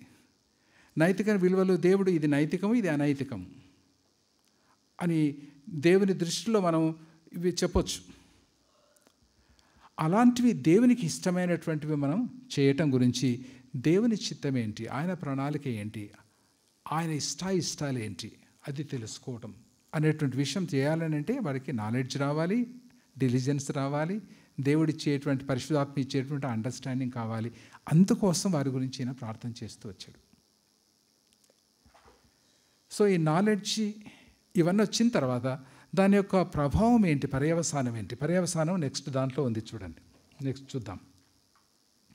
వివేకమును ఆయన చిత్తమును పూర్ణముగా గ్రహించిన వారై ప్రతి సత్కార్యములో సఫలమగుచు దేవుని విషయమైన జ్ఞానమందు అభివృద్ధి పొందుచు అన్ని విషయములలో ప్రభువును సంతోషపెట్టునట్లు ఆయనకు తగినట్టుగా నడుచుకొనవలననియు. అది చూస్తాం. దేవుని సంతోషపెట్టాలి. మనం చేసేది దేవునికి ఇష్టకరమైనటువంటిదా కాదా, అన్ని విషయాల్లో కూడా. దాంట్లో ఇంకా ఏ విషయాలు మనం ఆయనకు ఇష్టకరంగా చేయటం లేదో ఆ విషయాన్ని కూడా దేవుని యొక్క చిత్తంలోనికి తీసుకొని రావటం, దేవునికి ఇష్టకరంగా చేయటం. ఈయన యొక్క ఆశ. పౌలు ప్రార్థన చేసినప్పుడు వీటి గురించి ప్రార్థన చేశాడు. జనరల్గా మనం ప్రార్థన చేసేటప్పుడు 95% అనుకుంటాను నేను, అవును కదా, మన ప్రాయ ఐటమ్స్లో హెల్త్ గురించి ఉంటుంది, తప్పేం లేదు, చేయాలి. రెండవది వేరే వాళ్లకు మనకొస్తే అనారోగ్యం అప్పుడు తెలుస్తుంది దాని యొక్క తీవ్రత ఏంటని మనం అనుభవించినప్పుడు. మనం హాస్పిటల్కి వెళ్తే వేరే వాళ్ళు ఎంత బాధ పొందింటారనేటువంటిది మనకు అప్పుడు అర్థమవుతుంది, లేకపోతే అర్థం కాదు. కొద్దిమంది ఇలా చెప్తుంటారు ఫ్యామిలీలో, హస్బెండ్ కానీ వైఫ్ కానీ, ఏదన్నా బాగలేకపోతే ఏమి లేదు, పారాసెటమాల్ వేసుకో అంత బాగానే ఉంటుంది అంటారంట. అయ్యగారికి లేదా అమ్మగారికి వాళ్ళకు వచ్చినప్పుడు మాత్రం అయ్యో నాకు ఇంకా డాక్టర్ దగ్గరికి తీసుకెళ్తే మేలు అని అంటారంట. వేరే వాళ్ళకేమో పారాసెటమాల్తో సరిపోతుంది, మనకు వస్తేనేమో డాక్టర్ దగ్గరికి వెళ్ళాలి.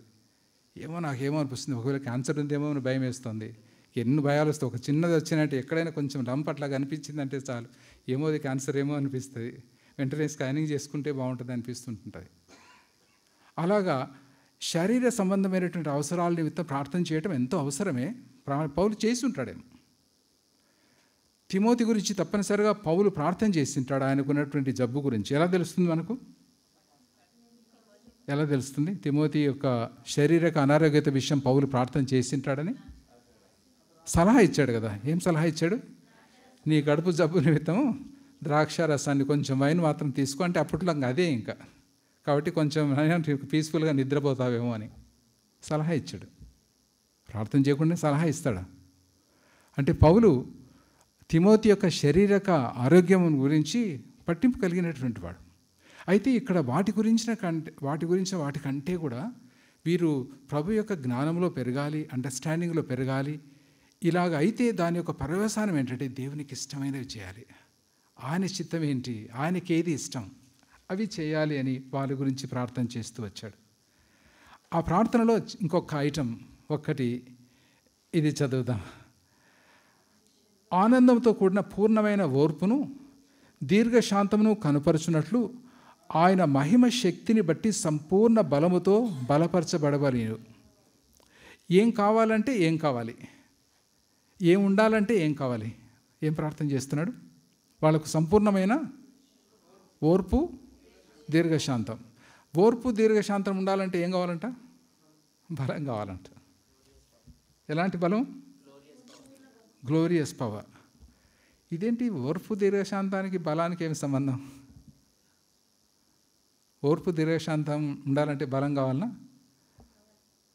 అంత ఈజీగా రాదు కదా. త్వరగా కోపడడం ఈజీ, ఊరికనే వచ్చేస్తుంది. మామూలుగా తెలుగులో ముక్కు మీద కోపం అని అంటారు కదా, అందరికీ వస్తుంటుంది, ఇళ్లలో చూస్తూనే ఉంటుంటాం.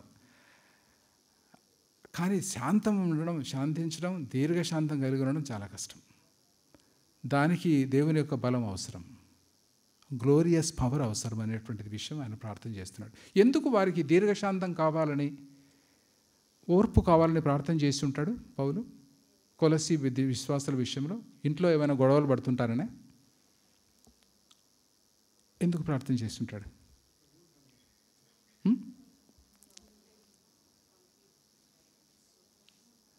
అప్పట్లో వాళ్ళు చాలా అన్యుల నుండి ప్రభువులోనికి వచ్చినటువంటి వారు చాలా కష్టాలు గుండా వెళ్ళేవారు. కొద్దిమందికి ఉద్యోగాలు పోయేవి, కొద్దిమంది వారిని దగ్గరకు రానిచ్చేవారు కాదు. మన దేశంలో కూడా చూస్తాం అట్లాగా. ఆ కష్టాలలో ఓర్పు అవసరం. ఆ ఓర్పు దీర్ఘశాంతం రావడానికి దేవుని యొక్క బలం అవసరమని వారి గురించి ప్రార్థన చేస్తూ వచ్చాడు. ఇప్పుడు ముఖ్యమైనటువంటి విషయం, నేను ఇంతకుముందు అన్నాను, కొలస్సీ పత్రిక అనగానే డెయిటీ ఆఫ్ లార్డ్ జీసస్ క్రైస్ట్. వారికి యేసుక్రీస్తు ప్రభు గురించి అంత స్పష్టంగా ఈ పత్రికలో పౌలు రాశాడు. ఎందుకు రావాల్సి వచ్చిందంటే, కొద్దిమంది ఒక దుర్బోధ తీసుకొని వచ్చి, తర్వాత అధ్యాయాల్లో ఉన్నాయి, కొన్నిటి చెప్పేవారు. ఈ లోకములో మెటీరియల్ అనేటువంటిది సిన్ఫుల్, శరీరం కానీ ఏదైనా కానీ. కాబట్టి మనం కొన్ని ఎక్స్ట్రా చేస్తే తప్ప ఆత్మీయమైనటువంటి ఉన్నత స్థాయికి మనం వెళ్ళలేము అని కొద్దిమంది చెప్పేవాళ్ళు. దాన్ని ఒక రకమైన నాస్టిసిజం అని అంటారు. అది చెప్పేవాళ్ళు. ఇంకో కొద్దిమంది దాంట్లోనే ఇంకో కొంచెం వేరే వర్షను, మనము దేవునికి దగ్గరగా అవ్వాలంటే మనం మన శరీరాన్ని చాలా కొంచెం కష్టపెట్టుకోవాలి, అసెటిక్ లైఫ్ జీవించాలి. కాబట్టి ఎక్కడో కొండల్లో కానీ ఎక్కడో ఉంటూ, కొన్ని కాయగూరలు తింటూ, ఉపవాసాలు ఉంటూ, ఈ విధంగా చేసుకుంటేనే దేవునికి దగ్గర అవుతామని. నేను నమ్మలేదు. ఒకసారి ఒక మిత్రుడు, ఆయన ఢిల్లీలో యూదా మతం నుండి ఇజ్రాయేలైటు, ప్రభుని అంగీకరించాడు. అమెరికాలో పుట్టాడు, పెరిగాడు, అమెరికాలో ఉండేవాడు, చాలా ఇమ్మోరల్గా జీవించేవాడంట. ఆయనకు ఫ్యామిలీ కూడా ఉండింది, పిల్లలు ఉన్నారు, పిల్లలు కూడా పెద్దవాళ్ళయ్యారు. ఆ తర్వాత ప్రభులోనికి వచ్చాడు. ఆయనతో మాట్లాడుతున్నప్పుడు ఒక విషయాలు చెప్పాడు. ఇండియా కూడా యూదులు చాలామంది వస్తారు, యంగ్ పీపుల్ వస్తారు, బాయ్స్ గర్ల్స్. ఇండియాకు వచ్చిన తర్వాత 3 డెస్టినేషన్స్ అన్నాడు, నాకు అన్నీ గుర్తులేవు. ఒకటి గోవా, రెండవది ధర్మశాల అనేటువంటిది మనాలి దగ్గర ఉంది, హిమాచల్ ప్రదేశ్లో, ఉత్తరాఖండ్, హిమాచల్ మనాలి ఉంది, మనాలికి దగ్గర. మూడోది మనాలి కూడా. ఈ 3 డెస్టినేషన్స్కి వెళ్తారు. ఎందుకు ఇండియాకు వస్తారంటే, వాళ్ళు మిలిటరీలో 2 years పనిచేసిన తర్వాత వాళ్ళకు పెయిడ్ లీవ్ ఇస్తారు. 6 నెలలు వాళ్ళు ఎక్కడికైనా వెళ్ళొచ్చు, గవర్నమెంట్ డబ్బు ఇస్తుంది. అమెరికాకు కానీ యూరోప్ దేశాలకు కానీ వెళ్తే డబ్బు ఊరికనే అయిపోతుంది ఈజీగా, ఎందుకంటే కాస్ట్ ఆఫ్ లివింగ్ ఎక్కువ. అందుకని ఇండియాకు వస్తారు. ఇండియాకు వస్తే టూరిస్ట్ స్పాట్స్ గోవాకు వస్తారు, మనాలి చక్కగా చల్లగా మంచు ప్రాంతం, మంచి కొండలు ఉంటాయి, అక్కడ కూడా ఉంటారు. ఇండియాలో అయితే ఎక్కువ రోజులు ఆ డబ్బును బాగా స్పెండ్ చేసుకొని జీవించవచ్చు, అలాగొస్తారు. కొద్దిమంది ఇక్కడికి వచ్చిన తర్వాత కొద్దిమంది మిస్టిక్ గురువులు, బుద్ధిస్ట్ గురువులు, వాళ్ళ దగ్గరికి వెళ్తారు. యూదులేంది, ఇస్రాయేల్ ప్రజలేంది, ఇక్కడికి రావడం ఏంటి, గురువుల దగ్గరికి వెళ్ళటం ఏంటి? ఆ కాలంలో కూడా ఉండింది ఇదే మిస్టిసిజం అని మా ఫ్రెండ్ ప్రభువుని ఎరిగినటువంటి ఇస్రాయేలుడు ఆయన చెప్పాడు. ముందు కూడా ఉండింది, 1st century కూడా ఉండింది. అలాంటివి పాటిస్తూ యేసుక్రీస్తు ప్రభు ద్వారానే కాదు, ఆయన కూడా ఒక మార్గము అని చెప్పేటువంటి సింక్రెటిక్ ఫిలాసఫీ అంటారు, అలాంటివి చెప్పేవాడు. నువ్వు కష్టపెట్టుకోవాలి అనేటువంటి బోధలు కూడాను వినేవారు. వీటన్నిటికి జవాబుగా యేసుక్రీస్తు ప్రభు ఎవరు అనేటువంటిది స్పష్టంగా కొలస్సీ పత్రికలో కొన్ని విషయాలు ఆయన రాశాడు. చూద్దామా? 16వ వచనం, 15 నుండి. ఆయన అదృశ్య దేవుని స్వరూపి అయి సర్వ సృష్టికి ఆది సంభూతుడై ఉన్నాడు. ఏలైనగా ఆకాశమందున్నవియు భూమి యందున్నవి, దృశ్యమైనవి అదృశ్యమైనవి, అవి సింహాసములైన ప్రభుత్వములైన ప్రధానులైన అధికారులైన సర్వమును ఆయన యందు సృజింపబడను. సర్వమును ఆయన ద్వారా, ఆయనను బట్టి సృజింపబడను. ఆయన అన్నింటికంటే ముందుగా ఉన్నవాడు. ఆయనే సమస్తమునకు ఆధారభూతుడు. సంఘమును శరీరమునకు ఆయనే శిరస్సు. ఆయనకు అన్నిటిలో ప్రాముఖ్యం కలిగినతము. ఆయన ఆది అయి ఉండి మృతుల్లో నుండి లేచుటలో ఆది సంభూతుడాయను. ఆయన యందు సర్వసంపూర్ణత నివసింపబడననియు. ఇక్కడ మీరు ఈ వచనాలు అప్ టు 20th అవన్నీ ఉంటాయి యేసుక్రీస్తు ప్రభు గురించి. ఆయన అనేటువంటి పదం వచ్చేటువంటి ఫ్రేజెస్ చెప్పండి చూద్దాం. కొన్ని 16వ వచనం నుండి ఆయన అని ఇంకొక పదం ఉంటుంది దాంతోపాటు. ఆయన ఒక ఫ్రేజ్ లాగా. ఆయన యందు, తర్వాత ఆయన ద్వారా, ఆయనను బట్టి 19, ఆయన యందు 20, ఆయన ద్వారా, ఒక్కరి ద్వారా. ఆయన అందరికంటే ముందు ఉన్నాడు, ఆది సంభూతుడు, అదృశ్య దేవుని యొక్క స్వరూపి, నిజమైనటువంటి స్వరూపం. తండ్రితో ప్రార్థన చేస్తూ నాకు ముందు ఉండినటువంటి అని యేసుక్రీస్తు ప్రభు అంటాడు. ముందు ఏ అధికారం ఉండిందో, ఏది ఉండిందో దాని గురించి. యేసుక్రీస్తు ప్రభు దేవుడు, యేసుక్రీస్తు ప్రభు ద్వారా సమస్తము సృష్టించబడింది. మనం యోహాను సువార్త 1వ అధ్యాయం 1వ వచనంలో కూడా అదే చూస్తాం. ఆది యందు వాక్యం ఉండెను, వాక్యము దేవుని యొద్ద ఉండెను, వాక్యము దేవుడై ఉండెను. ఇది కాంప్లికేటెడ్గా అనిపించినా కూడాను that is very true. That's the essence. యేసుక్రీస్తు ప్రభు గురించినటువంటి అనేక విషయాలు. ఇప్పుడు మామూలుగా ఏదైనా అన్నిటికంటే గొప్ప అధికారం అని అనగానే మనం ఒక సింహాసనాన్ని ఊహించుకుంటాం. అధికారం అనగానే ఏం ఊహకు వస్తుంది మనకు చెప్పండి? గవర్నెన్స్. ఎక్సలెంట్. అధికారం అన్నప్పుడు గవర్నెన్స్ వస్తుంది, పనిష్మెంట్స్ ఇవ్వగలరు, ఏదైనా కూడా డెసిషన్ చేయగలరు, అథారిటీ వస్తుంది, అధికారం ఉంటుంది. అందులో సమస్తమైనటువంటి అధికారం కంటే కూడా ఆయన గొప్ప. ఇక్కడ చాలా చక్కగా రాయబడి ఉన్నాయి. భూమి మీదే మనం ఈ అధికారాలు, ఈ లోక సంబంధించినటువంటి అధికారాలు చూస్తాం. యేసుక్రీస్తు ప్రభు ఎక్కడ అధికారి? పరలోకం కూడాను. కాంబినేషన్స్ ఉన్నాయి చూసారా? ఆకాశము భూమి రెండు చోట్ల. ఇంకో కాంబినేషన్ ఉంది, దృశ్యమైనవి అదృశ్యమైనవి. కనపడనటువంటి వాటి మీద కూడాను ఆయనకు అధికారం ఉంది. అంతకంటే క్లియర్ ఎవిడెన్స్ ఏముంది? క్లియర్ డెఫినేషన్ ఏముంది? తర్వాత ఇంకా సింహాసనములైన, ప్రభుత్వాలైన, ప్రధానులైన, అధికారాలైన సర్వమును ఆయన యందు సృజించబడను, సర్వమును ఆయన ద్వారా, ఆయనను బట్టి సృజించబడను. యేసుక్రీస్తు ప్రభు గురించినటువంటి చక్కటి నిర్వచనము, అవగాహన ఈ కొలసీలకు పౌలు రాశాడు.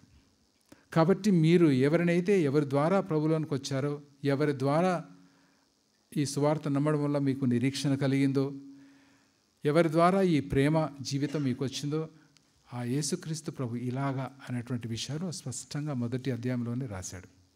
తర్వాత ఇంకా కొన్ని వాడికి ఉన్నటువంటి ఆ సమస్యల గురించి తర్వాత రాస్తూ వచ్చాడు. చివరిలో ముగించుకుందాం.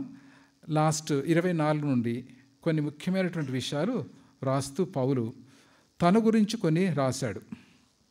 నేను ఏమయ్యాను అని ఏమేమి రాశాడు చెప్తాండి. 24వ వచనం నుండి 29 వరకు పౌలు ఏం చేస్తున్నట్టు కొన్ని విషయాలు రాశాడు. చెప్పండి. 1, 2, 3, 4. ఎక్కడుంది ఇది? శ్రమల యందు సంతోషించు. 24లో ఉంది. ఇప్పుడు మీ కొరకే నేను అనుభవించిన శ్రమల యందు సంతోషించు. ఈరోజు మనం ముగించే ముందు నేర్చుకోవలసినటువంటి పాఠం, తన శ్రమల యందు తను సంతోషించడం కాదు, వారి కోసం, వారు శ్రమ పొందుతున్నా కూడా వారి యొక్క విశ్వాసం, వారి యొక్క ప్రేమను బట్టి ఈయన సంతోషపడుతూ ఉంటున్నాడు. ఒక విధంగా చెప్పాలంటే వారి కోసం ఈయన శ్రమిస్తున్నాడు, ఆ శ్రమలో కూడా నేను ఆనందపడుతున్నాడు. శ్రమలలో ఆనందం, ఇట్స్ నాట్ ఈజీ.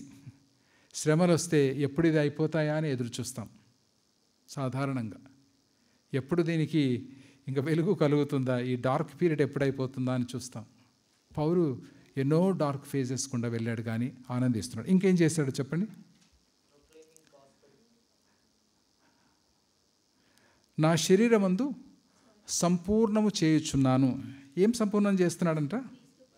క్రీస్తు పడిన పాటలలో కొదువైన వాటి యందు నా వంతు నా శరీరం అందు సంపూర్ణం చేయుచున్నాను. ఏమర్థం చేసుకుంటాం దీని గురించి? అంటే యేసుక్రీస్తు పడినటువంటి శ్రమలు కొంచెం తక్కువ కాబట్టి నేను పూర్తి చేస్తున్నాను అనే అర్థం.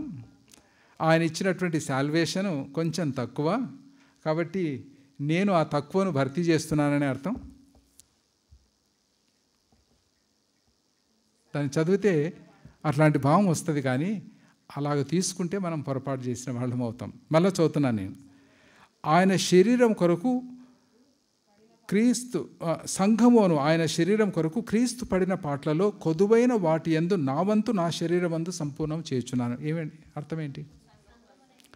సంఘం అనే శరీరము, దానికోసం క్రీస్తు పడినటువంటి పాటలు ఉన్నాయి, వాటిలో కొదువ ఉంది. యేసుక్రీస్తు ప్రభు సంపూర్తిగా పడలేదు కాబట్టి నేను పడుతున్నానని అర్థం.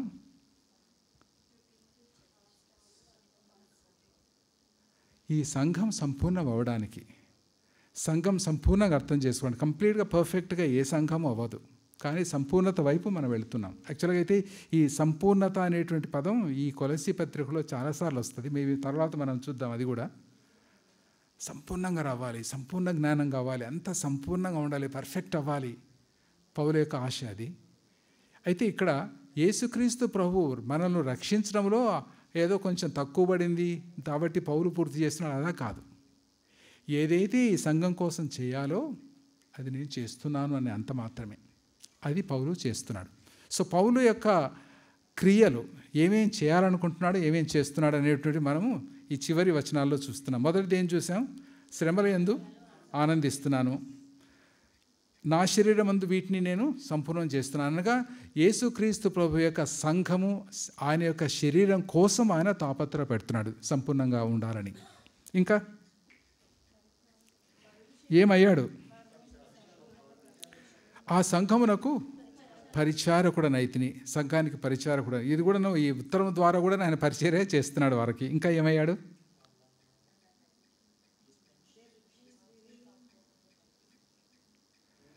ఓ 28 చెప్పండి.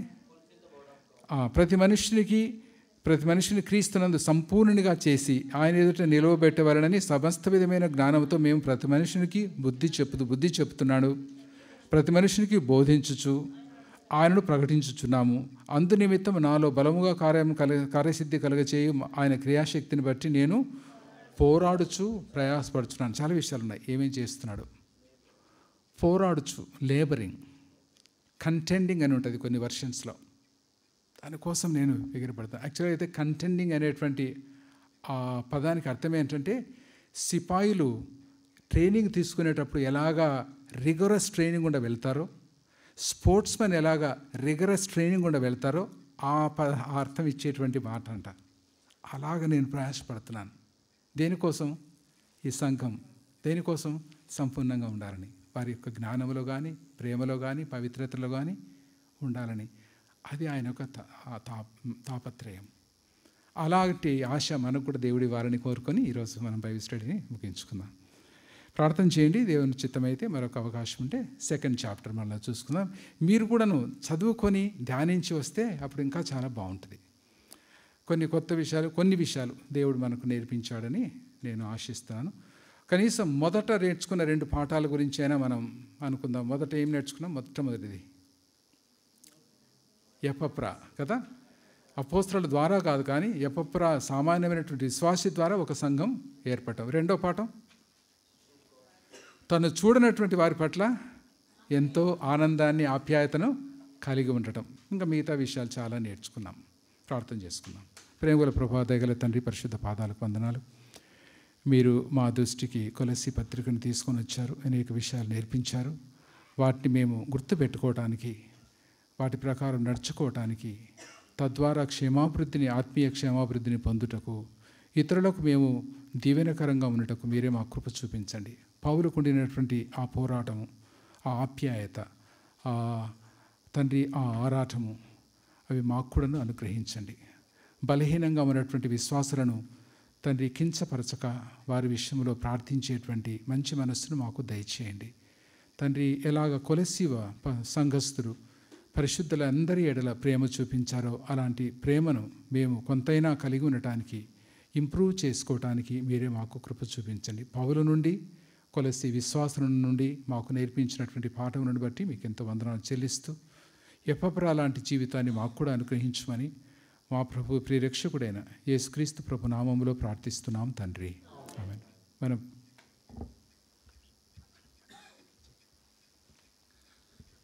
ఆశీర్వాదంతో ముగించుకోక ముందు ప్రకటనలు గమనించండి. రేపు ఉన్నటువంటి ఆ యొక్క ఆల్ నైట్ ప్రేయర్ గురించి ప్రార్థిస్తురండి. అదేవిధంగా ఆల్ నైట్ ప్రేయర్ ఉండని బట్టి మనకు శనివారం ఉపవాస ప్రార్థన ఉండదు.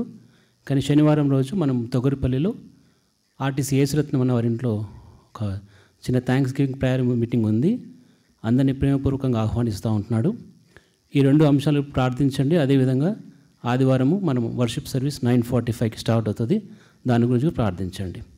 ముగించుకుందాం. మన ప్రభు అయిన యేసుక్రీస్తు కృప, తండ్రి అయిన దేవుని యొక్క ప్రేమ, పరిశుద్ధాత్మని యొక్క అన్యోన్య సహవాసం ఇక్కడ చేరిన మనకు సకల పరిశుద్ధులకు సదాకాలం తోడై ఉండును గాక. ఆమేన్. Praise the lord.